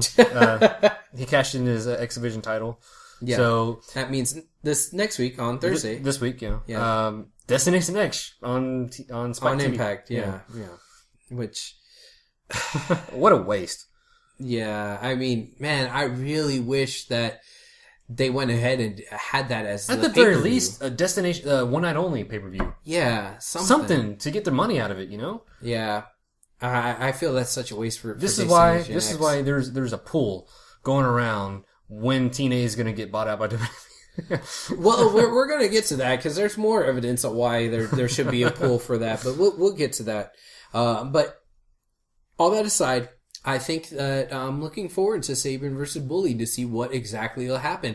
I'm still kind of pulling for Sabin being in the main event Mafia, but I don't know, that ship may have sailed with this last episode of Impact. I think either Sabin or Hardy is going to be the next members. God, I hope it's not Hardy. But as long as he doesn't talk. I'm a Hardy hater, so whatever. Yeah. Well, he supposedly cleaned up now, so still maybe that will. Whatever. You still hate him? I'm over him, man. I don't care. Okay. There was a match of the week candidate. Yes, there was. Impact. From Impact, match of the weekend. And before we mention it, do we want to say that this was because this was their answer to Money in the Bank as a pay-per-view? I don't know. Coincidence? Is it a coincidence? It's a coincidence. I don't want to draw that parallel there just because it's a ladder match. I mean, there's been ladder matches before, since, and will be more ladder matches in the future. A female ladder match. Right. And I think there's been a female ladder match before in TNA, hasn't there? I think there has. Maybe 1 or 2. But either way, match of the week candidate, Taryn Terrell versus Gail Kim, ladder match for the number 1 contender to Mickie James title. Yeah. And it was the first female ladder match I've seen in TNA. So. I would like to think there had been another one before, but I'm not sure. But that's neither here nor there. This match was great. Okay? Yes, it was. And like I said, I want to make this a match of the week candidate. My match of the week went to, the World Heavyweight Championship Money in the Bank match. So, I mean, that's already taken. But if that match had not taken place, had this not been a pay-per-view weekend, I would have said that would have been my match of the week. I'm still debating. I'm still debating between this match and RVD versus Y2J on Raw. Okay. I'll get back to you on that. But that's okay. Those are my two. I'm debating on those two. There was a couple of spots in there that I really liked. I really liked when Taryn looked like she was going to do that RKO Bulldog thing off of the ramp to Gail Kim again. Yeah. And Gail Kim countered it, and Taryn just went flying. Yeah. Like, that was great. The spot where Taryn got Gail Kim in the Dragon Sleeper while hanging off of the ladder. Gail Kim was just basically being strung up only by her head. Right, yeah. Like, that was really awesome. The only reason, my only complaint about the match is that it played out pretty good, so I'm not hating on it too much. But the end where she tied her hair up in the ropes. Really? You didn't like that? It was clever. At first, let me back up here. At first, when I first saw what she was doing, I was like, God, really? They're gonna do it? But the way it played off, why not? It makes sense, right? She's got long hair, and it worked. And she actually got it undone. Yeah. Before, it wasn't just she was stuck there the whole time, Yeah, like she had to have trainers come and get her out after the match. She got it out, and she almost made it back up to, to stop her before she got. So because of that, I'm still, like I said, the whole match played out good. That's my only kind of. Well, I am perfectly okay with it. In fact, I liked it because, I like the fact that it was Gail Kim that did it to her. Yeah. Because it plays into her character. It played into her character. It was something clever for her to do. And the other thing too that I really liked about it was, You know, like you just said, she was able to untie her own hair. Had she not, it's like, come on, you're a girl. Girls know how to tie hair. You would think you would know how to untie a knot in your own hair. Come on. Yeah. You know. Who doesn't tie knots and ropes in their hair? Yeah. Right. Yeah. But, you know, I'm just saying, you know, when it comes to long hair, you know, girls know what they're doing, you know, when they, hey, Gail Kim was doing pretty good tying that knot. You know? Yeah, it was. So, you know, I would have, and I even thought of, well, I'm sure she's going to be able to untie it. So when she did untie it, but she was just like a half step behind Gail Kim, I thought that was very realistic. That saved it right there. And you know what it reminded me of? And you're going to think that I'm going too far, but so don't take this literal, okay? Don't take this literal. I'm just kind of drawing a comparison. Back in like the 80s, whenever there was a pinning situation where the guy that's getting pinned kicks out on 3, it's like, well, you kicked out, but you kicked out on 3. You were just like a half step too late. Nowadays, you don't see that. It's always either a 2 count or a solid 3. You never see somebody kicking out right at 3 or right after 3 or something like that. And I think that's lost nowadays. And they should bring it back because it adds to the realism, you know? I guess. And that kind of reminded me of this. It's like, oh, you're defeated, but you're still going to try to untie your hair and go up there and you were just a half second too late, you know? That's kind of, you know, where I'm drawing the comparison there, to bring in that kind of realistic aspects of it, you know? Okay. So I was cool with it. I liked it. I didn't mind it. And it's a match of the week candidate. Absolutely. Well, I agree with that part. Okay. So kudos to the knockouts. Did you want to bring up anything about this wild card gauntlet thing that they had going on the whole night? Yeah, but before we do that, there was some bit of news that came out. You want to talk about that real quick? Okay. Yeah, since we're talking about knockouts. Okay. Yeah. Tara got released today from TNA. That sucks. Yeah, as if the knockout division couldn't take another loss. Yeah, I mean, you lost Madison Rain. You lost Taylor Hendricks, even though you haven't really been using her. And now you lost Tara. So, I mean, there's legitly 4. 3. ODB doesn't wrestle. Oh, okay. So, Gail Kim, Taryn Terrell, Mickey James, and that's it? That's it. Really? You know, I mean, geez.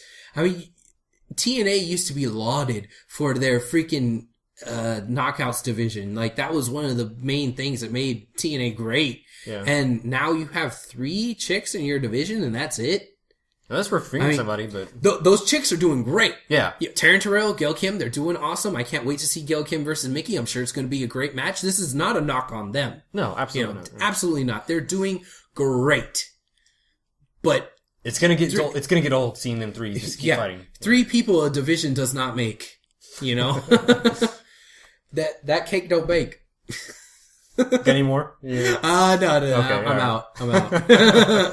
But, yeah, they needed to have been gaining and signing, talent to their knockouts division, not cutting talent. And so, kayfabe wise, Brooke's doing a terrible job. Yeah, kayfabe wise, Brooke's letting the knockouts division go to shit. Yeah. I mean, it's almost not a division. Yeah. You know? And you got a roster with 3 chicks in there. Yeah, that's ridiculous. And I hope that they had a division at one point so big they had tag team champions. That's true. Yeah, you're right. I hope that, you know, this is going to get turned around and it's going to be fixed, and, you know, the knockouts division is going to, you know, grow and be prosperous and it'll be entertaining. But is this one of the signs you're talking about? This is a bad sign. I mean, combined with all the other releases that they've had last week, to add another release on there, I don't know. It kind of reminds me of ECW and WCW before they started going under. You know, some of the rats decided that they weren't going to sink down with the ship, you know? Well, I mean, that was different. That was them asking for releases and just begging to get released. Mm-hmm. Whereas this case, it's TNA saying, we can't pay you, pretty much. You know. Well, yeah. But still, I don't think it's a good sign of where they are financially. No, it's not. It's a sign of things to come, I think. Mm-hmm. But, speaking of Tara, Victoria, whatever, do you think this is a sign for her to maybe make a return to WWE? Yeah. Maybe not. I mean, I remember her last run was pretty bad. They weren't really using her very much, and her storylines her character at that point gotten so stale that it wasn't working out anymore. But since she went to TNA at that time, TNA let her do what she wanted to do. Yeah, and again, that's the beauty of TNA. They would take wrestlers that were stale, especially the women. I don't know what it was, but I guess because at the time WWE just didn't give a shit about their women wrestlers. So when Mickie James is another example. Gail Kim, when they let them come over there and they would just let them do their thing, and man, how about that? They excelled. How about that? They can actually wrestle. So I wonder if at this point WWE would actually bring her back. They might say at this point maybe she's too old or whatever the case may be. Yeah. That's exactly where I was going to go with that when you asked the question, but answered it yourself. Yeah. Where I was going to go with it is that while I'm disappointed that she's not on the TNA roster, I still think had she stayed, she only would have had maybe a year or two tops anyway.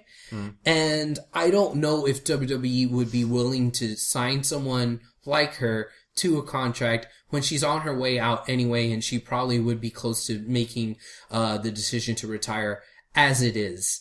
So maybe she'll take this as the opportunity of, I'm not signed to any contracts right now. I may as well retire.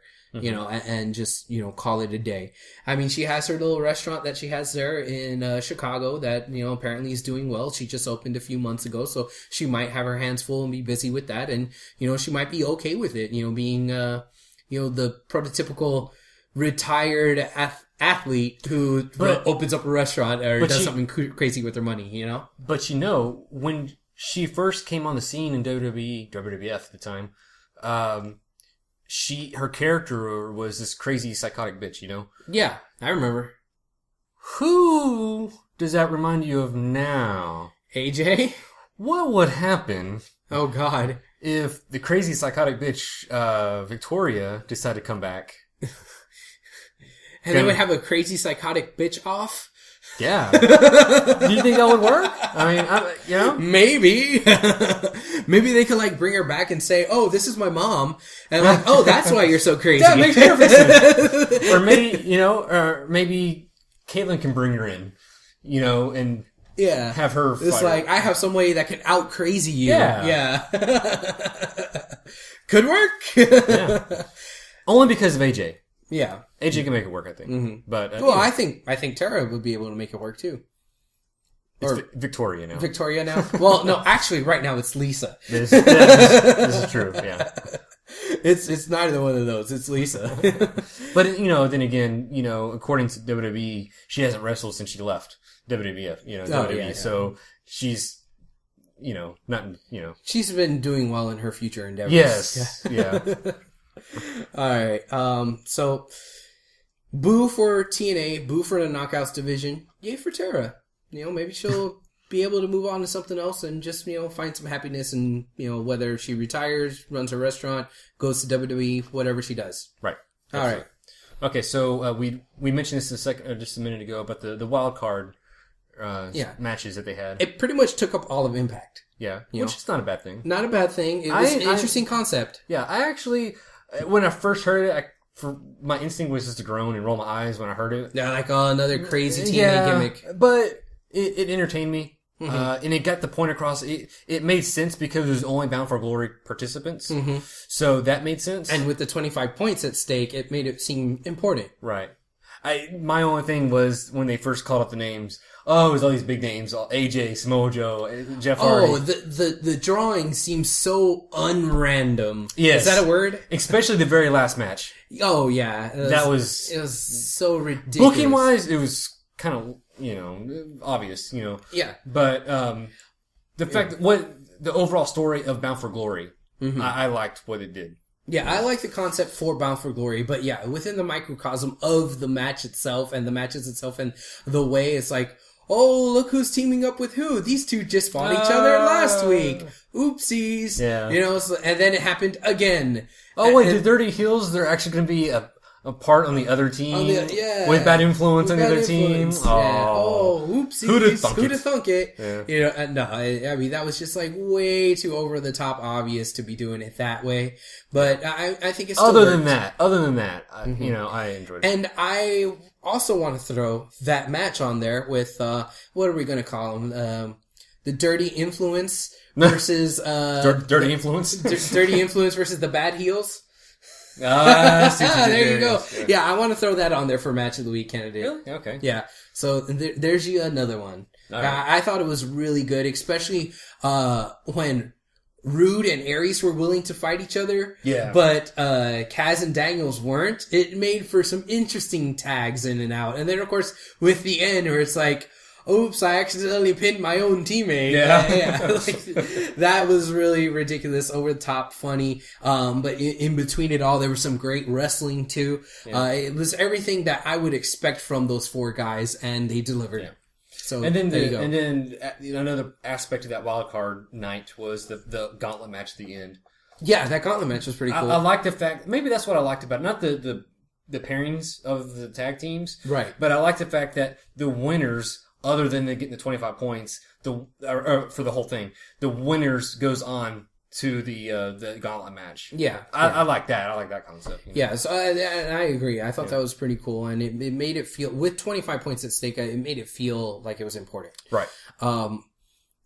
That being said, and me saying that other match of the week, we have all our match of the week candidates on there. The red briefcase, the blue briefcase, RVD versus Y2J, Taryn Terrell versus Gail Kim, Knockouts Laddermatch, and then Bad Heels versus Dirty Influence. There are a lot of match of the weeks this week. Yeah, that's 5 of them. I already said what mine was, the blue briefcase. Did you decide, after all, RVD versus Y2J? I'm going to say RVD and Y2J. Okay, cool. I really want to give that ladder match the nod, but RVD and Y2J just put on the clinic. Okay. Listeners, you can always chime in with what you think should be match of the week and just send us a tweet at H Wrestling Radio or drop us a line on our Facebook, facebook.com/Houston Wrestling Radio. I'm just glad I can say match of the week is RVD versus Y2J. Those two in one match. There you go. Yeah, this is the fact that I can say. Cool. This is the fact that I can say that. Well, you can thank Brad Maddox for that, sir. Yes, I can. All right. The last aspect of that gauntlet thing that I want to talk about is the fact that the person who got the 25 points was Magnus. Magnus was already the leader, and now he put another 25 points between him and whoever's the second best. So it seems as though Magnus is like really running away with the Bound for Glory series. And yes, I know it's really early, but I don't know if I would want to see someone be that far ahead. I would have much rather had that 25 points gone to somebody that was way down on the leaderboard. It's still kind of early though. Well, I know, but I'm just saying, I'd really rather see somebody down at the bottom get moved up to the top, and then that'd be like, maybe win the Dirty Heels. Yeah. And it'd be something like, oh man, you never know who's going to be on the top of the leaderboard. You know, it was Magnus, but now it's Daniels, or something crazy like that, where there's more back and forth, up and down. You don't know who's going to actually come out on top. But with it being Magnus, it's like, well, Magnus was on top, and now he's really on top. Yeah. So not much changed with the outcome, you know? Yeah. And, I don't know how I'm feeling about Magnus right now being the guy on top. I mean, he's good and all. Yeah. And, you know, he's in the main event Mafia, so it kind of makes sense. But, I don't know. I want to see. I kind of want to see maybe Samoa Joe win it, or one of the Dirty Heels. Because I think Rude's not even on the board. I think he's right. And then Austin Aries has got like 7 points or something like that. Yeah. So they're both very at the bottom. And if Samoa Joe had won, that would have been interesting to see too. Yes, it'd be very interesting to see Joe and Magnus go back and forth, you know, 1 week, one's ahead of the other, that type of thing, where they just kind of seesaw. That'd be interesting. Yeah. I just, to put it in football terms, it sucks whenever, you know, like a Super Bowl, is lopsided. Yeah. You know, when it's like 40-3 by halftime. Like, that's not a very good Super Bowl. And that's kind of how I would feel about this leaderboard. Like, it sucks. It's either bad Super Bowl or very damn good second half. Yeah. That's kind of how I'm viewing it. And yes, you're right. It's very early. We're probably still in, the first half, so to speak. But I don't know. But I guess that might just be me being a little bit too picky. Probably. Okay. It is. Anything else about Impact? No. Okay. We have a tidbit from ROH. Other than next week, Destination X. Right. Oh, we already mentioned that. Okay. Next, I got a tidbit for ROH. Mark Briscoe is now in the tournament to crown a new champ. Yeah, they rounded off the, sort of. They rounded off the 16-man tournament for the world title. Last man announced, Mark Briscoe. I think that's a bit of a rumor killer, don't you? I would think so. For Mark Briscoe. Well, that's true, but I think the initial rumor was that the Briscoes are going to WWE. Right. And with Mark being in this tournament, I think that kills that. I think so, yeah. But I'm just saying, Mark's in the tournament, but Jay's... Not necessarily Jay. Yeah. So Jay could be going to WWE only? I doubt it. I don't know. I don't see that happening. I don't see them breaking up and splitting off, But then again, they're not known to WWE audience. Yeah. So I don't know. Maybe it's just me being naive or being too old school, thinking that a tag team is going to want to stay together to go to another promotion. Yeah. I mean, it'd be nice, but like I said, the overall, like, a WWE audience member wouldn't know that he's from the tag team. Yeah. Well, that and that he's just the newest member of the White family. Right. I'm not too well versed in ROH, so what I'm about to say might sound a little bit naive or Is that whatever. Your disclosure? Yeah, Your disclaimer. Exactly. So it might sound a little bit, but I don't see that much difference between Mark and Jay. I think talent level wise, I think they're both just as talented as the other. So I don't see why Jay would be the one to get, the World Heavyweight Championship and then also be the one to go to WWE and get all the accolades and whatnot, when I really see them both being equally talented and equally deserving of titles and contracts and what have you. So that kind of lends a little bit more credence, at least in my mind, to thinking that, well, if one's staying in ROH, definitely, I would guess the other would. Yeah, I think those were just rumors. So it's obviously it's part of that's not true. Yeah, I guess so. But they did say when we said they rounded off in a way the tournament. Spot number 15 was open for voting, and I think it might be already over today or whatever. It said in a day, so a day today, Tuesday. I think so. I didn't, whatever. But one of the members was ACH. Did you vote for him? If I had the chance to, yes, but I didn't actually vote yet. So. Oh, okay. But that's the only guy I knew. Well, if you can still vote, yes. Whenever you're listening to this, and I guess once we stop recording, we'll see if we can. If you can still vote, go in there and vote for ACH. Friend of the show. Friend of the show, ACH, and even if he's not, I'm going to say he's friend of the show. I would say he is. Yeah. So yeah, ta-da, here we go. Okay, this past weekend, we brought this up a little bit when we were talking to Mr. Williams. ROW, Booker T's ROW was this past weekend. Real quick, before we get into that. Okay. We're going back to TNA for a second. Just saw this. The Ace and Eights members, just shrunk by one. Why? Luke Gallows. Gone. They kicked him out? No, he's gone from TNA. What? Yeah. Wait, they released him too? Yeah. Mm-hmm. What? Why? He's been cut. They're continuing to clear payroll. Wow. What were you saying about writing on the wall? Yes, that's wow. Is that from a reliable source or is that just a rumor? PW Torch. Did TNA already say it on their website? His profile's been removed from the page. Yes. Wow. Oh, actually, Eric Bischoff did comment on Twitter. Nothing but respect for Drew Hankinson. I guess that's his real name. Yeah.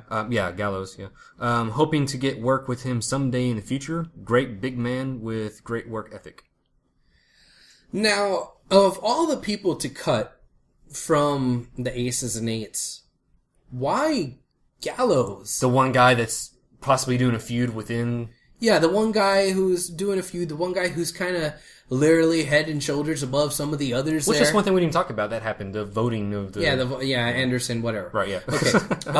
If you were going to release somebody from the Aces and Eights just to clear payroll, why not Bischoff? Why not, Because it's Bischoff. Okay, well... Bischoff commented on that. Yeah. Okay, well, why not, the other one, Briscoe? Why not one of those two? Why not Nux? For God, Nux! Why not him? Well, yeah. These cuts that TNA are doing are starting to get more and more prominent. Yep. They're going higher and higher up the roster. Before you know it, they're going to be cutting guys like Joe and Styles. And no, I think what they're going to do, Sabin. I think if they continue clearing house, Tara was one, Gallows is one, maybe Nux will be next. Maybe. I'm thinking former WWE guys, because I would imagine maybe they have to pay them a little bit more to lure them. Yeah, I'm thinking. That's what I'm thinking. They have to, But then again, Anderson. What if Anderson goes? Yeah. But again, on the same side of that, all these gut check guys were just cut too. Yeah. So I don't know. It's why not release Bradley, Boomstick guy? Like you could have released him because he's in the Bound for Glory tournament. All right. Okay. Wow. That's ridiculous. Yeah. There's definitely some writing on the wall there in TNA. This is not good if they're really having to clear out all these contracts for money issues. Mm-hmm. Maybe going on the road was a... the fact that they just renewed Taz's contract. Yeah. Oh my God. That's... Maybe going on the road for him was a bad mistake. I mean, is that what it is? Is going on the road for him just sucking him dry financially? Could that be what the case is? This is when it started.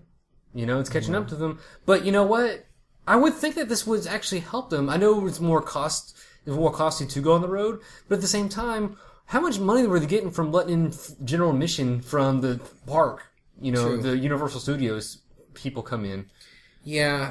But then again, they may not be getting that much revenue. I mean, look where they're going. Yeah. When we got all excited about them, their first one was in Chicago. It's like, okay, Chicago, cool. yeah. Chicago, awesome. When are they going to come here to Houston?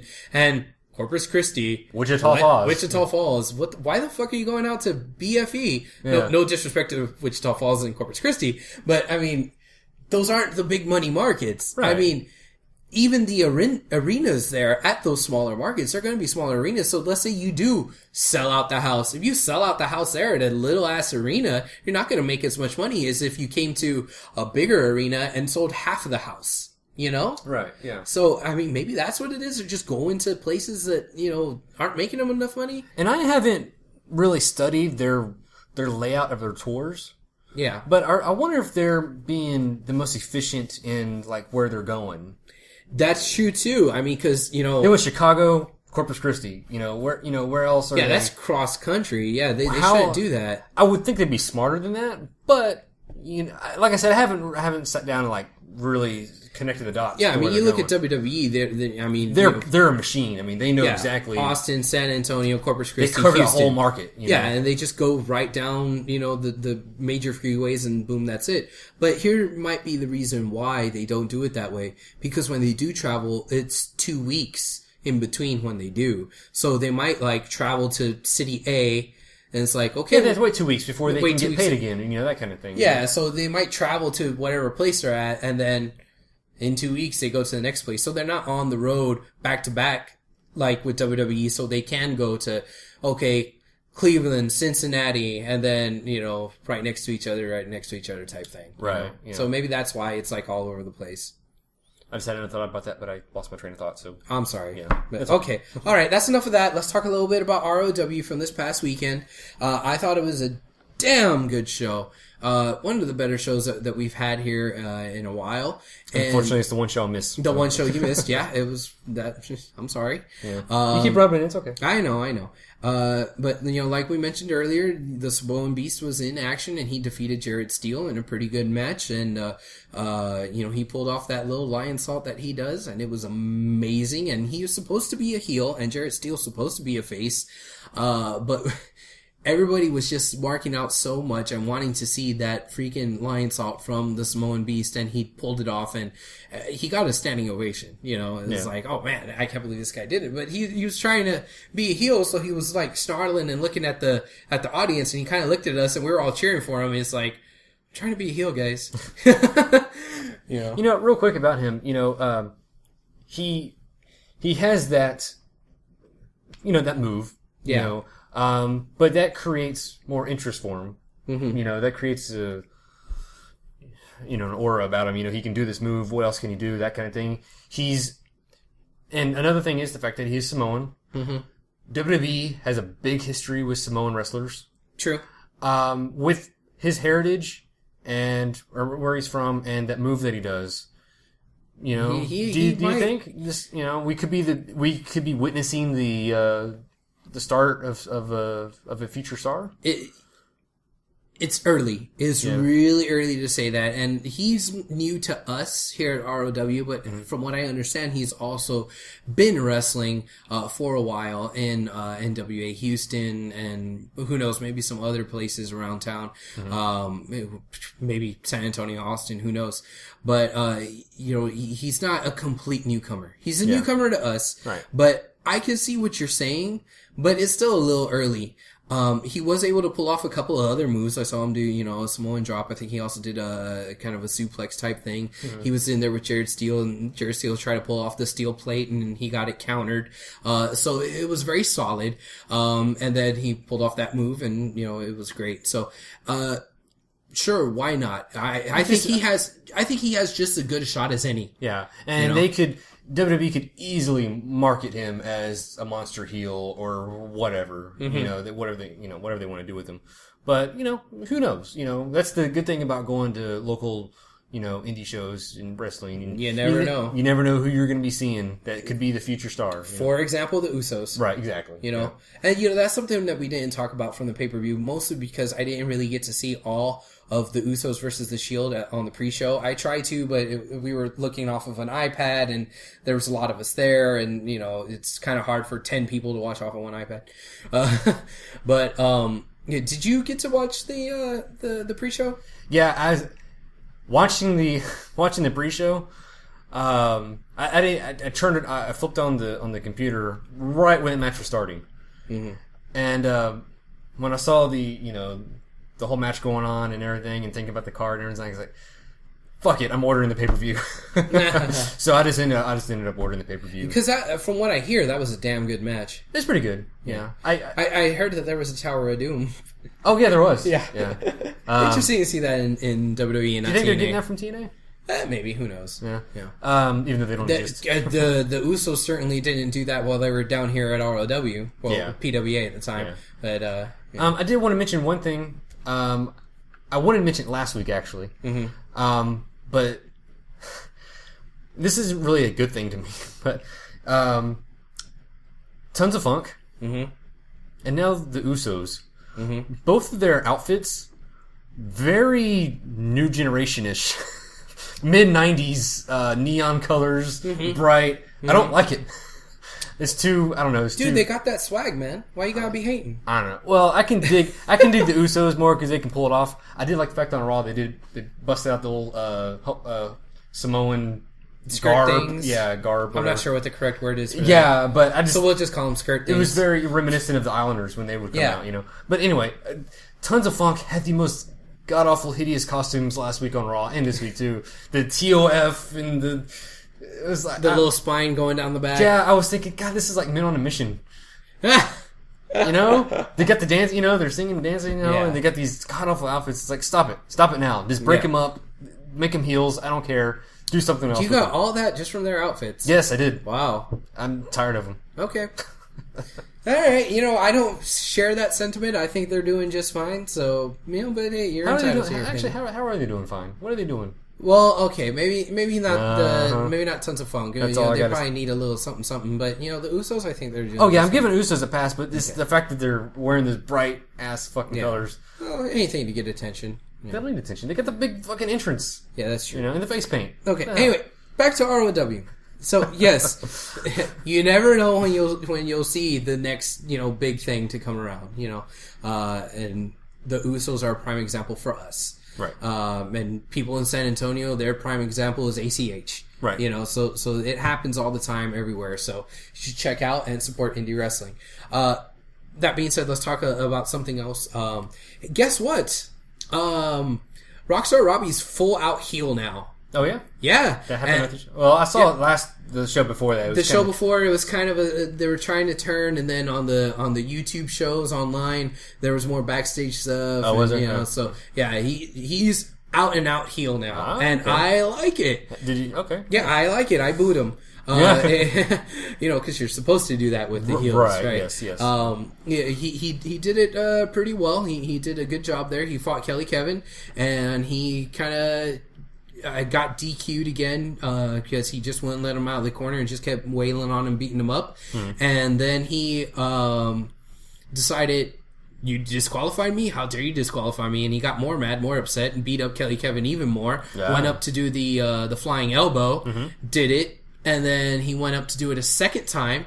And that's when Kenzie came out and said, "No, please don't." And then he kind of gave her this look like, "Quiet, woman." And then he went and did the elbow. And then he went to go do it a third time. And then Kenzie got in between him and Kelly Kevin, who was laying on the mat. And he went ahead and did it anyway and jumped towards her. And she had to get out of the way right at the last minute and drop the elbow. So that was... So he full on snapped, huh? Yeah, it was a pretty intense moment. And then right after, Kenzie got back into his face. It's like, "What are you doing, blah, blah, blah." And he grabs her by the hair, pulls her down, and then just aggressively plants this kiss on her, and then lets her go, like drops her onto the mat, and then just storms off. And then she gets up and has this look on her face like, "Oh my God, I can't believe he did that." And then her expression changed to, "Oh wow, that was kind of hot. I'm turned on." So it was very entertaining, very funny, and that was very well acted out by both Rockstar Robbie and Kenzie. So kudos to both of them. I can't wait to see that again on the YouTube when it comes out. So that's something. Sorry, spoiler alert. But you definitely need to look at it just to see how well they pulled it off and all the facial expressions and how that came off. We'll have to check it out when it comes out on the YouTube. Yeah, and then the main event was pretty good. Again, don't want to spoil it too much, even though I've spoiled one big ass thing. I got a lot of mileage out of my Green Card Mafia sign. Let's put it that way. Okay. Green Card Mafia was all over the place, and this whole thing about we're going to take all the gold, well, they're attempting to take all the gold, and that's where that's going. So you need to really tune in this week on YouTube for all the updates there. So it was a really, really good show. Cool. Well, I can check it out, and hopefully I'll be able to make it next month. Yes. Which is August 10th? I believe so. Yeah. 10th or 11th, something like that. Whatever day is a Saturday. Yeah, I think it's the 10th. The 10th is Saturday? Yeah. Okay. There you go. Next week, we will have Pete from Our World Order onto the show. He's going to come on and talk a little bit about the tour that he and his band are going to be doing here towards the end of summer. They're going all over the place, well, around here in the Texas area. And he wants to come on and talk a little bit about that. And they're going to be having some new music dropping here pretty soon. Maybe we'll get some new music here for our podcast. They're the ones who do our current entrance. Maybe we'll get a new update. That'd be pretty cool. Did you tell him he's got to do a live performance of our intro? He's going to do an unplugged acoustic here today. Does he know that yet? He knows it now. Okay. See you next week, buddy. Yeah, I don't know if we're going to squeeze in all 5 members in our World Order here. That's something they're going to have to deal with. Okay. Yeah. No, we're going to have Pete on here. We're going to talk to him. He's a huge wrestling fan, and so we're going to talk to him about his band and a little bit about wrestling in general and whatnot. So I look forward to seeing him next week. And, yeah. Ta-da. Ta-da. Good stuff. So check them out on Twitter at NarWorldOrder. That's GNAR. And you can also check them out on Facebook, facebook.com/NarWorldOrder. Who'd have thunk it? And if you get a chance, go out to one of their shows. You know, they're doing a lot of touring here recently, and you know, they're really hitting that scene hard. So, you know, go out there, support local indie. Yeah, support local indie music too. Not just wrestling, music. Why not? You know? Okay, of course, do a couple other little plugs. Awesome AG Designs. If you need anything that requires drawing, go to him. He is a very good artist, very good at what he does. So if you need, he did our logo. He did our logo. If you needed any T-shirts, banners, logos, anything at all, just find him. You could look him up on Twitter at MeanAaronG. Also on Facebook, you can check out Awesome AG Designs. So there you go. Let's see here. Don't forget to check out our friends at Stoppage Time, Hero and Hammer, who put on a podcast discussing the Houston Dynamo and football from, you know, around the football world. That's soccer for you Texan folk. You're a Texan folk. What are you talking about? I am a Texan folk. You know, what can I say? So check that out. And, you know, go on to iTunes, do a search for them. That's Stoppage Time with Hero and Hammer. And on Twitter, they're at HNH Stoppage Time. And I believe they're also on Facebook, so just look for that on Facebook, Stoppage Time with Hero and Hammer. I liked them. You did? Yes. Well, there you go. Yes. You don't even... You know less about soccer than you do about American football. So that's saying I know you something. got to kick the ball. You got to kick the ball into this big square thing that has a net. You can headbutt it. Yeah, you can headbutt it, but you can't touch it. Right. Right. Yeah. Yeah. Look, Ma, no hands. There you go. All right. I guess that's it for now. Is there anything else you want to throw on there, sir? I got nothing. You got nothing? All right. Thanks so much for tuning in today, guys. Hope you enjoyed the interview with Houston Texans Brennan Williams. Can't wait to see him out on the field this year. And thanks for listening to us ramble on about wrestling and whatnot. Tell your friends, tell them to tune in, and we will be back with you again next week. Adios, my friends. Keep it classic.